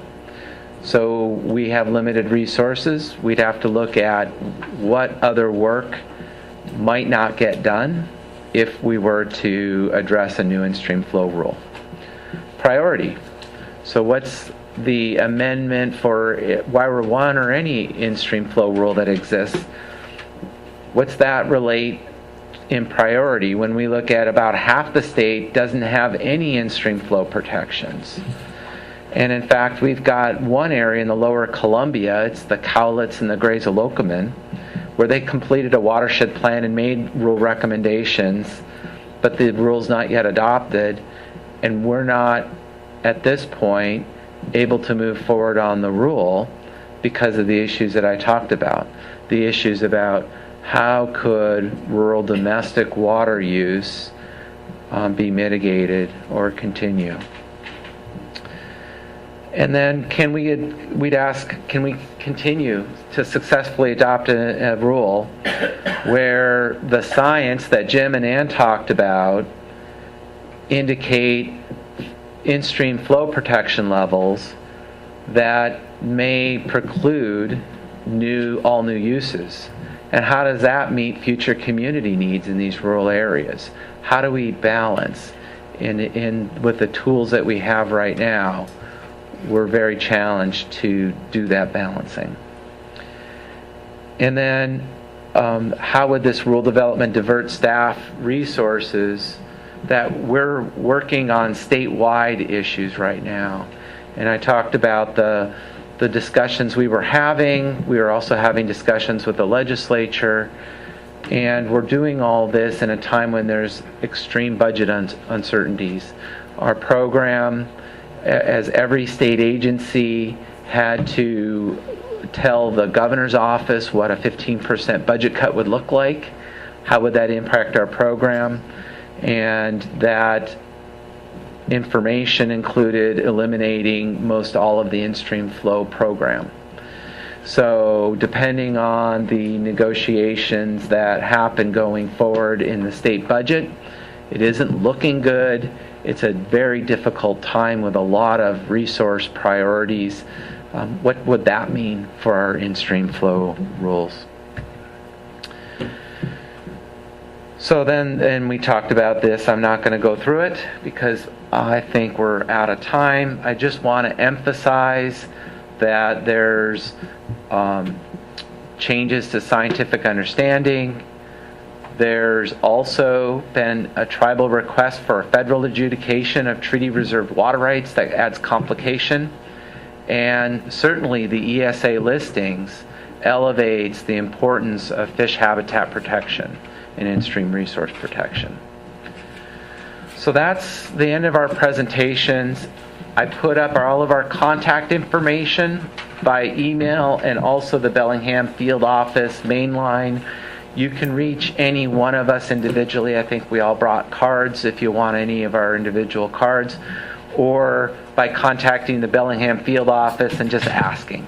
And eventually, if you're patient, you'll get to the right person and they'll be able to transfer you around or get you the right number. So why don't I have Jim and Ann and Doug all come up, and we've got about 20 minutes, almost 20 minutes for planning unit questions and then some more public questions.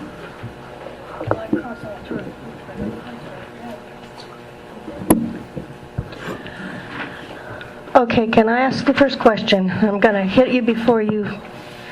I would like a copy of the slides and the presentation to be emailed to the planning unit caucus leaders, please. We will. Because I don't see any handouts that you brought. Okay. And it's very difficult to write all that information down. Okay. Now, I'm not going to hand this back because I might throw it at one of you or all of you.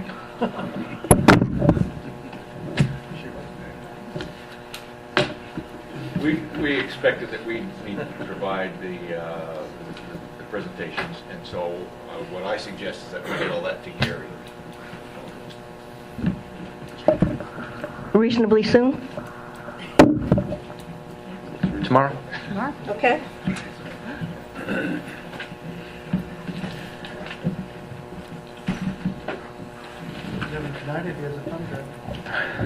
We'll email him. We'll email him all in one so that he gets it all in one. This is Dick Whitmore, Forestry Caucus.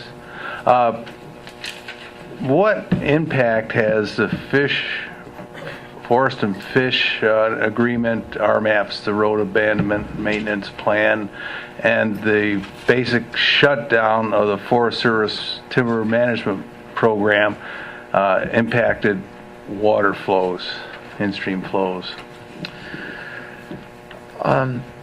We have long-term monitoring in a number of rivers throughout Puget Sound Basin, and those areas are, pretty much pretty heavily impacted. Excuse me. What we find is that there's no consistent trend right now throughout the long-term trend of the stream flows for the rivers as they're coming out of the forest lands. More streams and rivers coming out of the forested areas seem to be showing a decreasing long-term summer low flow trend than the number that are increasing. but the trends are really complicated. A number of the rivers are regulated, and so when they're regulated, that affects how much water's coming off of those watersheds. But in general, it does seem like for most of the rivers that are unregulated, there is a decreasing trend in the summer low flow. And that's what we're really watching, because that's that time that Jim talked about, that it's very sensitive to fish, the hydrologic lows at that time already. And so that's when habitat needs are the highest. But it's not able to be correlated with any policy changes on forestry regulations. Right now we're looking at longer term climatic signals as maybe the changes to the glaciers and the snowpack as maybe being a better correlation. Yes. The horrible thing that everybody hates, dams, reservoirs. They obviously serve a function of holding winter water and delivering it in the summer with all the difficulties that come with it. Are there statements that you can make about the possible future of reservoirs built in any of a number of ways to help smooth out the flow? Well, I think impounding rivers, run-of-river dams, have definite challenges as well as some benefits, and every new proposal is studied on its merits. I can tell you I've got one staff person that's full-time dedicated just to managing relicensing of the FERC, the Energy Regulatory Commission facilities. And so the benefits, like you mentioned, the systems coming off the Cascades that are regulated, at least on the west side, are those that right now we see a stable or increasing summer low flow trend. But there's an impact of changes to the overall hydrologic cycle and fish passage and very significant ecosystem impacts. And so every proposal, every one would have to be looked at very carefully.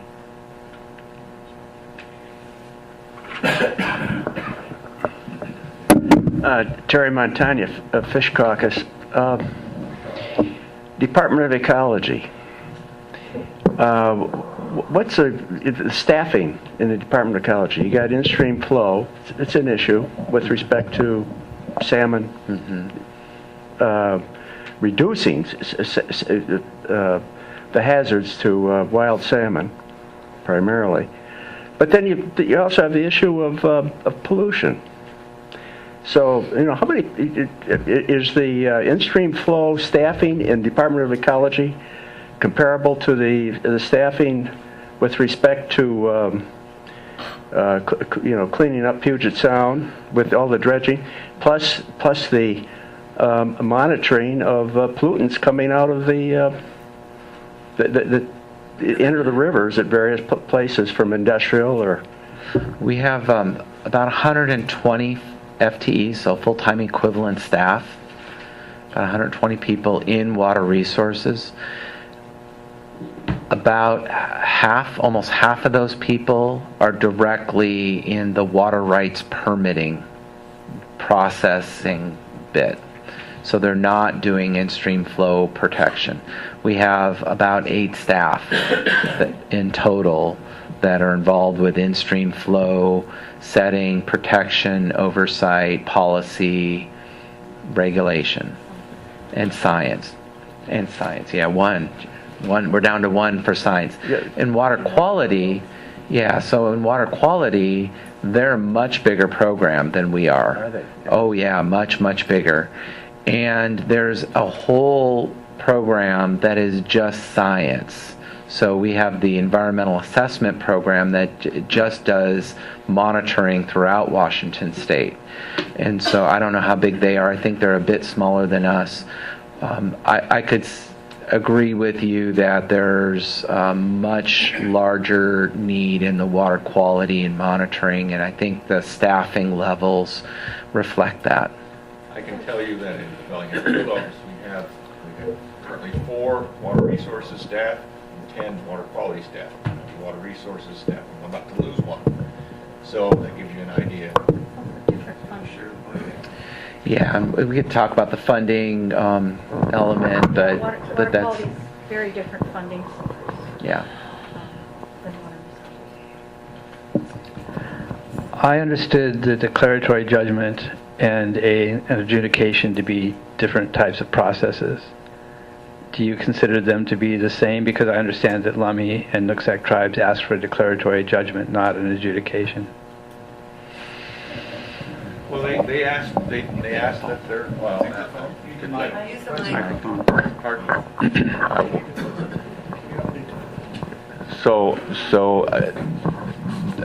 We could ask the tribes if they want to comment on that. There's probably a representative here, but they have asked the federal Department of Interior to quantify their in-stream flow treaty rights, and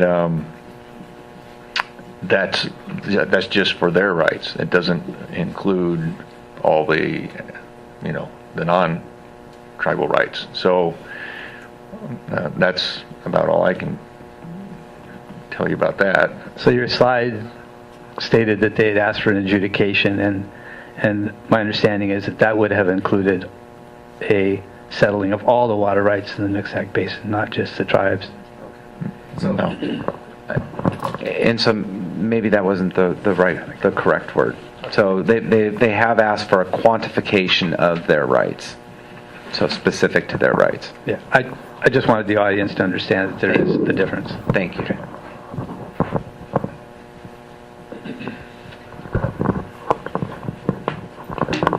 The Nooksack rule allows exempt wells up until a cumulative impact, and at which time the exempt wells would be for in-house only. I need to make sure I didn't clarify something. That exemption is for somebody who must apply for a permit only. So that would be a domestic use. That would be for instance, somebody drawing water out of Weiser Lake. It is not talking about an exempt use under the groundwater permit exemption. The rule is very clear in its applicability to it only applies to Ecology's permitting actions and permitting authorities. That's the clear language in that rule. Yeah. So, And it's only one of 2 rules in Washington state that have that specific limitation. so what's confusing is that the wording of the exemption section in the rule mimics the same exemption as is in the groundwater statute. So we don't want to get into a long protracted discussion about this. It's under litigation. It's to the appeals court. It may go higher than that. We've issued our opinion, and it's not something that we're going to debate here tonight. I don't know, I didn't get you all the way to the question, but I know that you were starting off with a misunderstanding of what the rule actually says. Okay.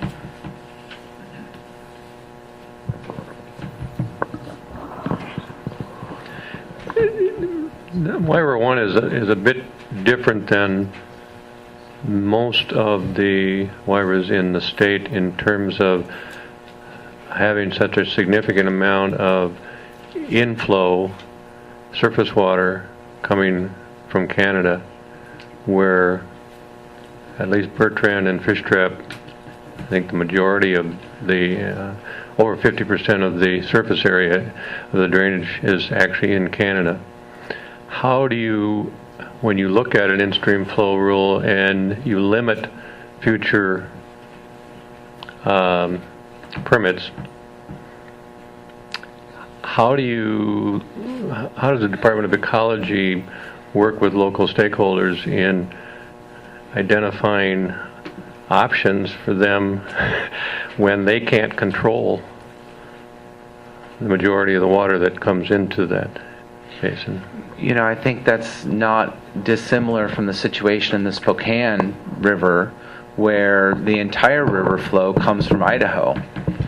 We're kind of a unique state in that the majority of our waters originate on our slopes. That's not the norm in most states, and you end up with more interstate conflicts in those other states. And how's that discussion been approached in Spokane?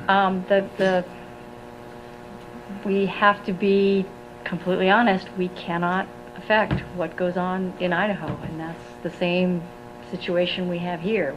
There are limits to what we can do. As far as, I mean, we're fortunate in Spokane that there are options for future water availability. The Bertrand Creek and Fish Trap in particular, there's some real challenges with people that want new water use and how they can address, getting new water use and protecting in-stream flows, because the flow levels, protections, the provisions are based on, Washington state law, and they can't affect what goes on in Canada.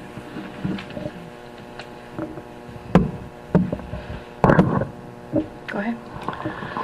The subjects of the Swinomish case and the Skagit rule. Does the fact that the Skagit rule was promulgated and then the reserve was set some years later affect your ability to set reserves and in-stream flows at the same time? What we look to is the language in the rule, or language in the decision that talks broader. And the reason I pointed out that one statement that was made, that the court held it's not appropriate to use a public interest test for a collective or private uses. That language would make any new reservation with multiple private uses difficult to be justified through the overriding consideration of public interest. It would make it very challenging, because they ruled, they had a specific statement that they felt that was inappropriate. Was there any hint on how many public it takes to make a community interest? No. Did the Department of Ecology issue a letter to Water District 10 about the limiting the water that they use out of the diversion of the Nooksack into Lake Whatcom?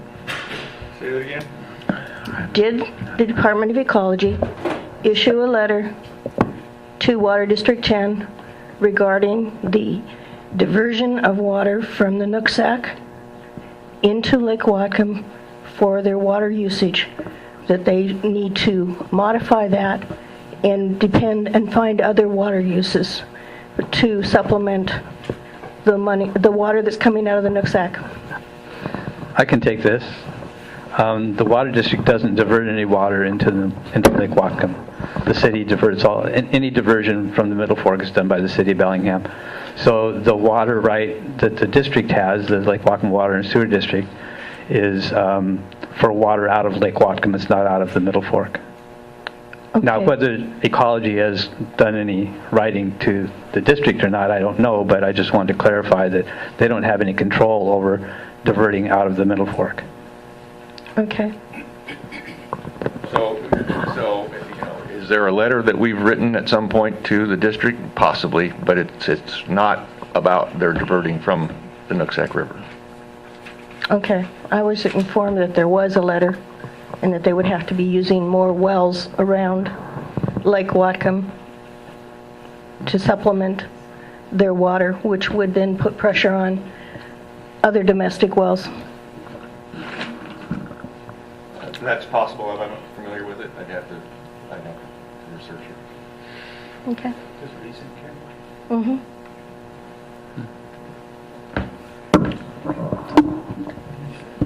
Perry Eskridge from the Land Use Development Caucus. The question I have relates more towards whether or not you would entertain a request to address this rule. Tomorrow, we're gearing up for a planning commission meeting at the city of Bellingham where they are expected to break the bad news to the community that they are not going to meet their population and housing goals for the next 20 years under the Growth Management Act. A lot of the smaller cities have already set their population goals, and those have been pretty much adopted by the county, my understanding is. And they are not expanding their UGAs. They've already, have started determining how much land they need. And we already know that that decision pushes a lot of pressure onto our rural lands out here.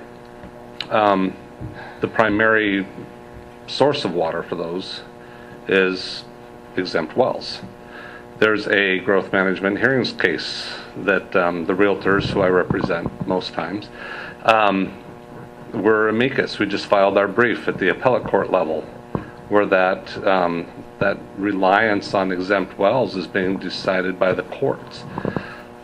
When you talk about doing an economic analysis and you're looking at the intersection of a whole myriad of interests, especially here we're sandwiched between two major urban centers, very desirable place for people to move to, and intense pressure on our water resources, not just from significant agricultural interests that are the bulk of our economic structure around here, but also the fact that we already have a demonstrated housing shortage.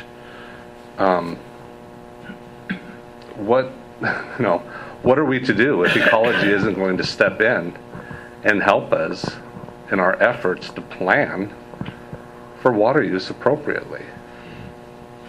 Well, I guess based on the information that we presented to you, I would really turn the question almost back and say,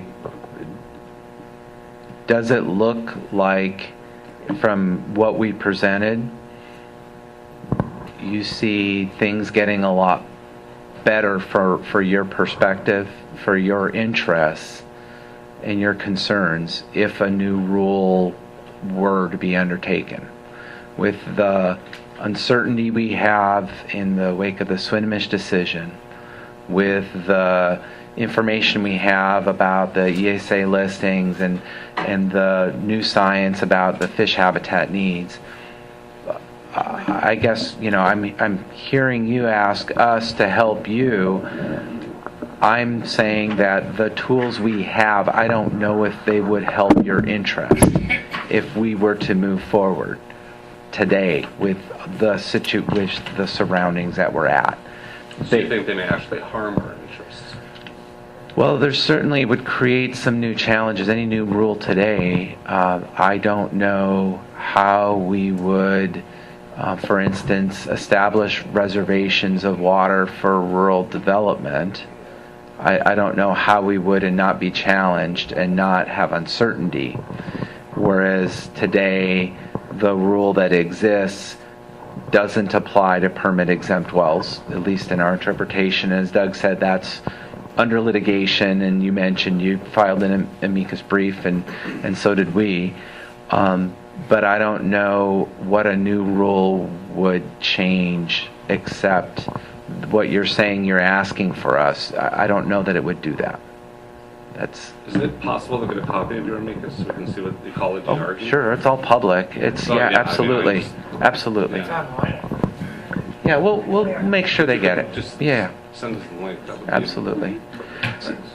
So I don't mean to answer your question with a question, but what I thought we were, at least what I was presenting, was the reality that it's a very difficult situation for us for new rulemaking. And so I would hope that message came through and that it would be clear that moving forward, it's very challenging. Well, that makes it crystal clear. So. Yeah. Our amicus essentially said what Dave's interpretation of the rule is, that it does not apply. Sorry. So, as Dave said, we, in the past, clear up until we submitted our amicus to the appeals court, we considered that the rule did not include exempt wells. It's something that was regulated under 173.501. So our amicus is essentially consistent with that. So that's in the hands of the court, and that'll be sorted out. As far as if we go forward and do in-stream flow rule amendment, as you know, David and Jim have alluded to, you know, we're going to have to look really hard at you know, all of the in-stream flow needs as well as the out-of-stream flow needs, and you know, we're going to end up probably relying on mitigation, water banking, those kinds of things, if there's going to be new water available for out-of-stream uses. And you know, there's places where it's going to be really tight. It's going to be hard to find a lot of that. So I don't want to give false hope that we're going to work our way out of that easily using mitigation or water banks. But so anyway, it's if that's the route we go, there's no promises, you know, about what it's going to provide. Ann indicated before, you recited the RCW, the Watershed Planning Act, and 1982, that if a request was a unanimous vote by the planning unit was to request Department of Ecology to undertake the rule, that you were obligated to do that. But I mean, I've seen decisions by Department of Ecology saying, no, we don't have the, you know. We have to be part of that decision. What does that mean? I mean, we've got to be at the table. We can't be obligated by a decision in which we didn't agree to. Correct. So part of the planning unit decision-making is Ecology saying, yes, we agree in-stream flow rulemaking is something that this rule change should be proposed. And the follow-up to that is that if there was a request, and it included a decision that was participated by Department of Ecology to do that, to move forward, is the planning unit obligated to come forward with a proposed change to that rule, or is it then just in the hands of Department of Ecology to follow the process that you would use today to... How the recommendation is scoped. Yeah, why don't you? So I think I'm hearing the answer depends. It's not. It's done. It's gone several different routes with different planning units. Some planning units have made very formal recommendations about what the in-stream flow level should be. Other planning units have said, we want you to set in-stream flows ecology. Go do it. And so it really depends on where you can get consensus. If you can't get agreement in the planning unit about what the levels should be, then the recommendation might be more of a ecology, you figure it out. You just go and work on the in-stream flows and adopt new flows. So if the planning unit would undertake the review and process of coming up with a recommendation, both a request to undertake the rule amendment, but also come up with a proposal on what the stream flow should be set at, that recommendation would have to include participation by Department of Ecology. Is that? If the expectation is that ecology would be obligated by the recommendation, it doesn't mean that the planning unit couldn't do work without ecology, make a recommendation, and ecology say, yes, that is something we want to undertake. It just wouldn't create that obligation without our approval, participation. Thank you. Yes, we are about 10 minutes over. So do we want to, is there any more planning unit questions before we turn it over to the public? One last question. Okay. First, I'd like to thank you for your presentation, very informative. One of the reasons you talked about that, I think your punchline of your presentation was that if we were to ask for, the planning unit was to ask for rule revision, you've got limited resources and we're competing with other areas that don't even have rules. what happens to water rights in those areas? Does that mean there just isn't water reserved for the river and everybody still gets their water rights, or does that mean nobody gets water rights? Well, actually, what's happened is kind of the latter. We have a backlog in this state of about 5,000 applications that are pending because we don't have certainty about what the stream flow levels are in many areas of the state. So one thing that establishing stream flows does for ecology is it allows us to make decisions. Now sometimes, a lot of times, those decisions are no, but at least we have the clear science and the legal framework, the rule, to make that decision. In other areas, we are able to grant new water rights, and a lot of times it's just interruptible. So having a stream flow in place in the rule gives us a lot stronger tool to say your water right, you get your water until the stream flow on thus and such date hits this, and then it's interruptible and you get turned off. And so that's a very important water management tool we have. Well, many of those watersheds where we don't have rules, we still have the precursors to the rule that Ann was talking about. This was surface water source limitations, and those a lot of those have been accumulated over the years, clear back to the 1950s. They're still in place. Okay, so now I think that we want to transition from the planning unit questions to the public, and I'll just ask that if you can, I think this is working, yeah, if you can come up so that everybody can hear you and we can get it on film. If you have any questions, come on up. I think we had allocated about 20 minutes for public questions, so around 8:30, so if anybody's got questions, come on up.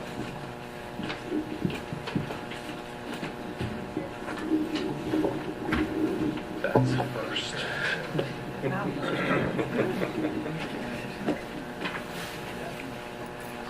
Carl Weimer, Whatcom County.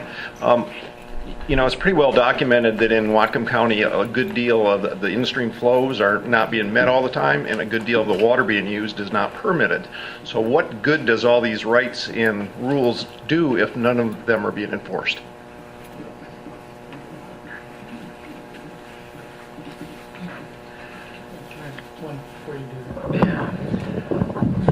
I'll answer the first part of this. In-stream flows aren't being met all the time because they're not supposed to be met all the time. If you remember the graph, we're trying to protect water during the good years. And we know that water stream flow fluctuates year by year.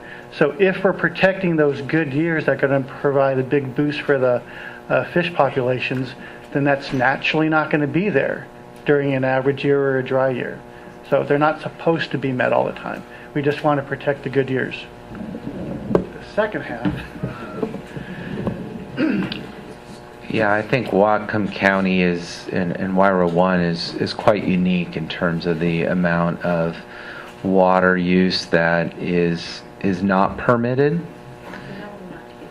and known not to be permitted, and it creates a very difficult situation for our agency when we look at the economic impact for the economy and the importance that the agricultural community plays up here. And so we're always looking for solutions that are acceptable in a really challenging situation.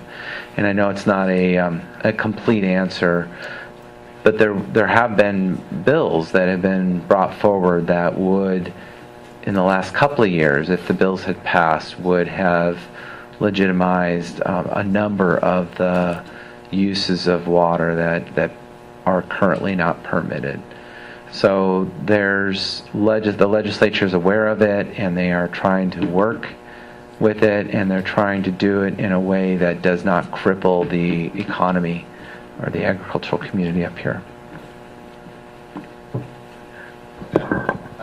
I just want to add that, a lot of the of other streams, including those and specifically some of those on the east side, have been adjudicated for a long, long time, going clear back to the early 1900s, and have water masters that turn the ditches on and off. And it wasn't until about 1992, and this is on us, but that we really started systematically looking at who had irrigation rights and who didn't, and started to do some compliance work at that time, and then things got heated very quickly, and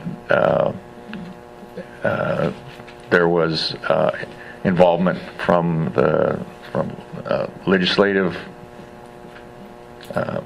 branch of the government, and we had to sort of take a step back and look at how we're going to get to the bigger picture fix, and we're still working on that. But so all these pieces sort of fit together, but it just takes a long time.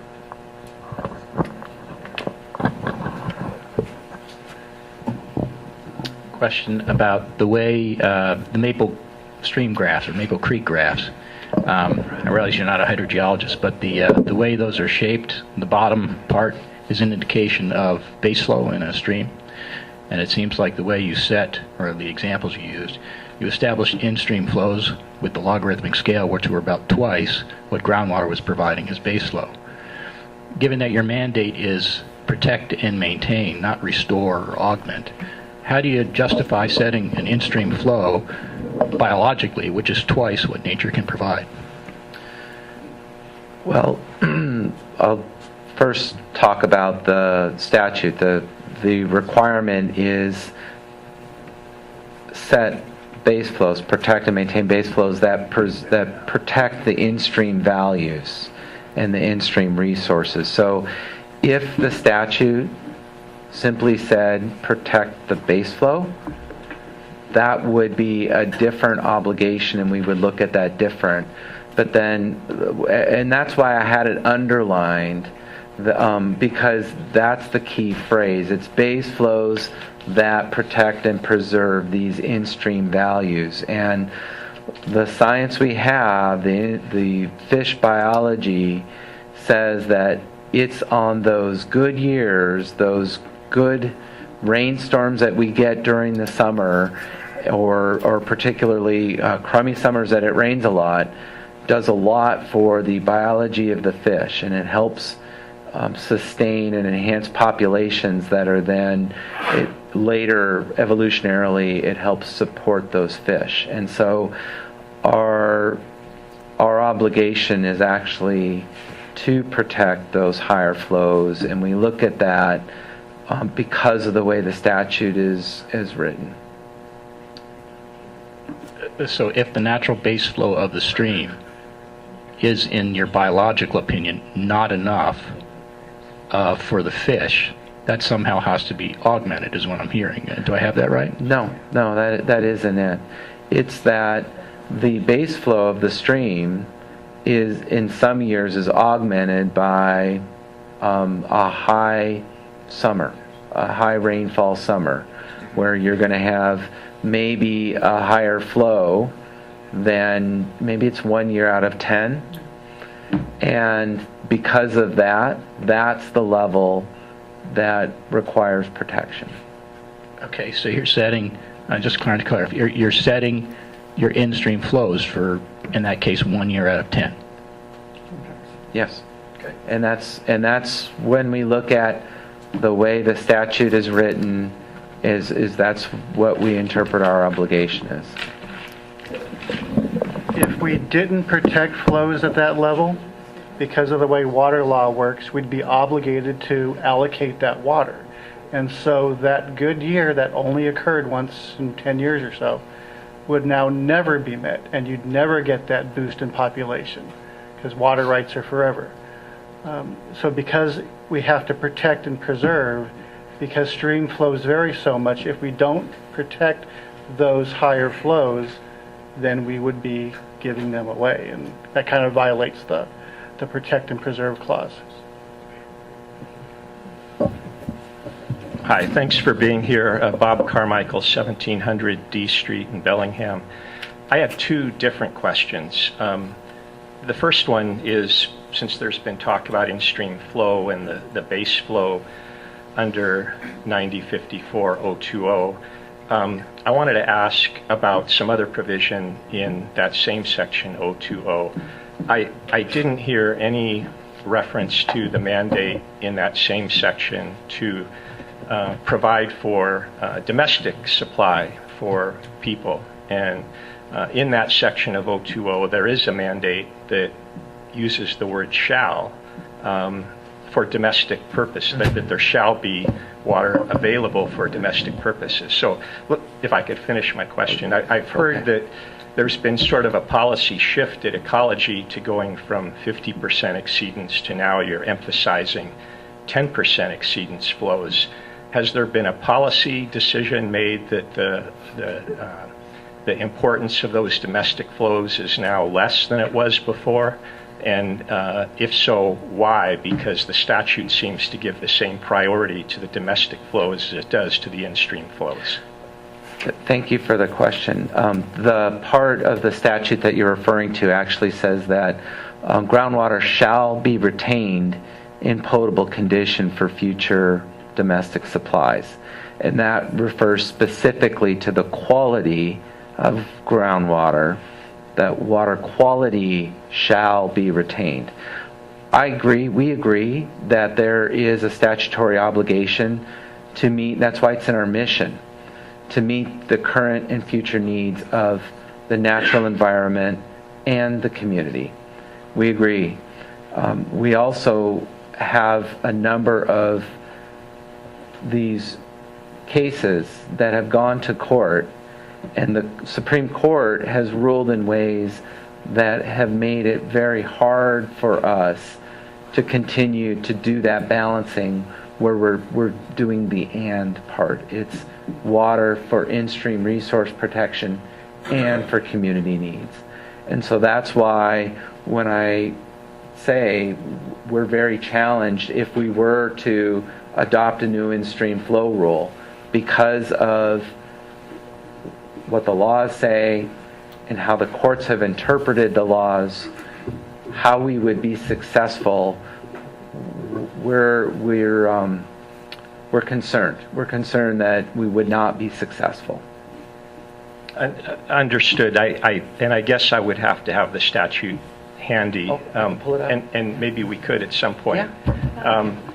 The 020 section, because I'm not sure it's just limited in the way you mentioned. I believe it was talking about making water available for people, which would include quantity, you're and there's a mandate for that. Yeah, you're talking so about in the quality. objectives, yes. And that's where, and actually that section directly relates to our mission, because that's kind of the overarching principles. And so the overarching principles say, it's when the legislature does that, sometimes it's these very broad policy statements that they're expressing their intent. And the intent says water shall be available for communities and people, shall be available for agriculture, shall be available and shall be preserved in stream. And then when you look at the other statute, the rest of the statute, those general principles are implemented through the rest of the statute.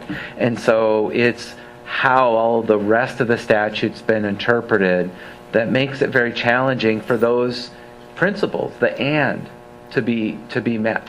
And so that's why we're being very clear in our analysis, saying under current statutory authority, we see that we're very concerned about our ability to be successfmy I understand. And what I was referencing is in the same section as the base flows. It's in 020, but my purpose isn't to argue. I just wanted to point that out. I do have one other question, and that is on the obligation or non-obligation of Ecology to engage in rulemaking in the event of a governmental planning unit recommendation for in-stream flows. RCW 9082, as you know, has a number of different elements to it, facets. Ecology's role touches on different portions of 9082, and it includes the watershed plan and what the role is on the watershed plan.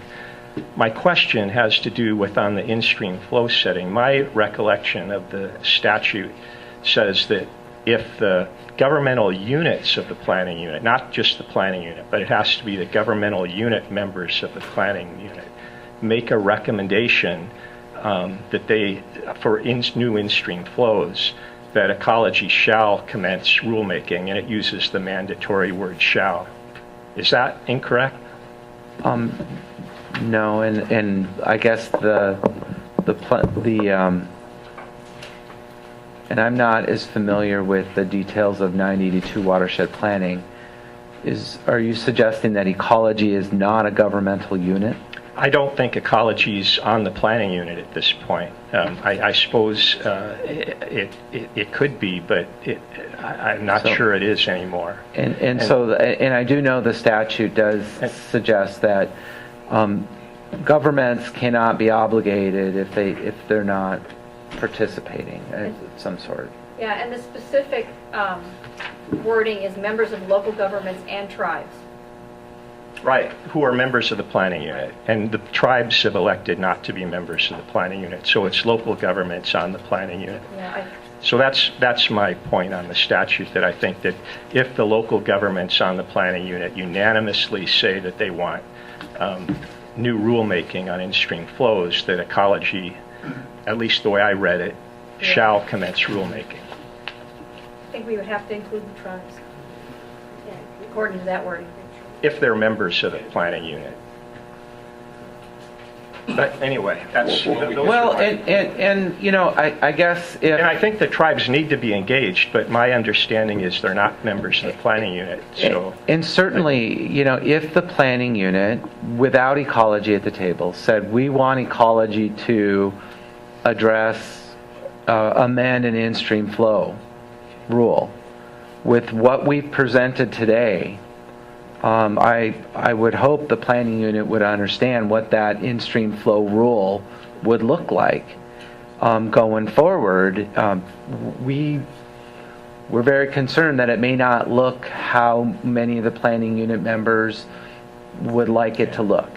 And so, and that's our big caution is, yeah, there may be some way that we could, that you would want to obligate Ecology to do begin that activity. But I don't know, looking at the data that I've looked, how water availability in many areas of the Wyra, I don't know how we would get there. And I agree it would be ill-advised for the planning unit, governmental, local governments to say we need to do in-stream flow rulemaking without having Ecology in a consulting role all the way through the process. My only point was that there's the right in the statute at the end of the day to ask for the rulemaking. As a practical matter, of course Ecology needs to be involved the whole time. Anyway, Okay. That was my only point. And we did pull up the statute. You can look and you can point out that part. Great. Yeah. And what's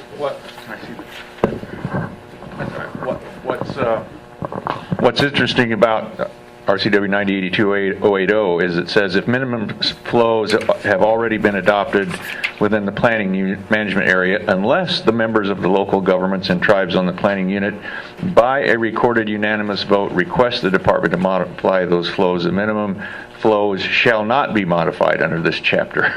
So it's kind of an interesting negative approach to the question. But, you know, it's something that we'll have to look at all this language, you know, as these things, you know, develop.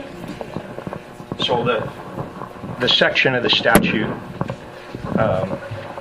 which is 020 that I was referring to as subsection 5, which arguably is the same level of protection as in-stream flows when it uses the mandatory language.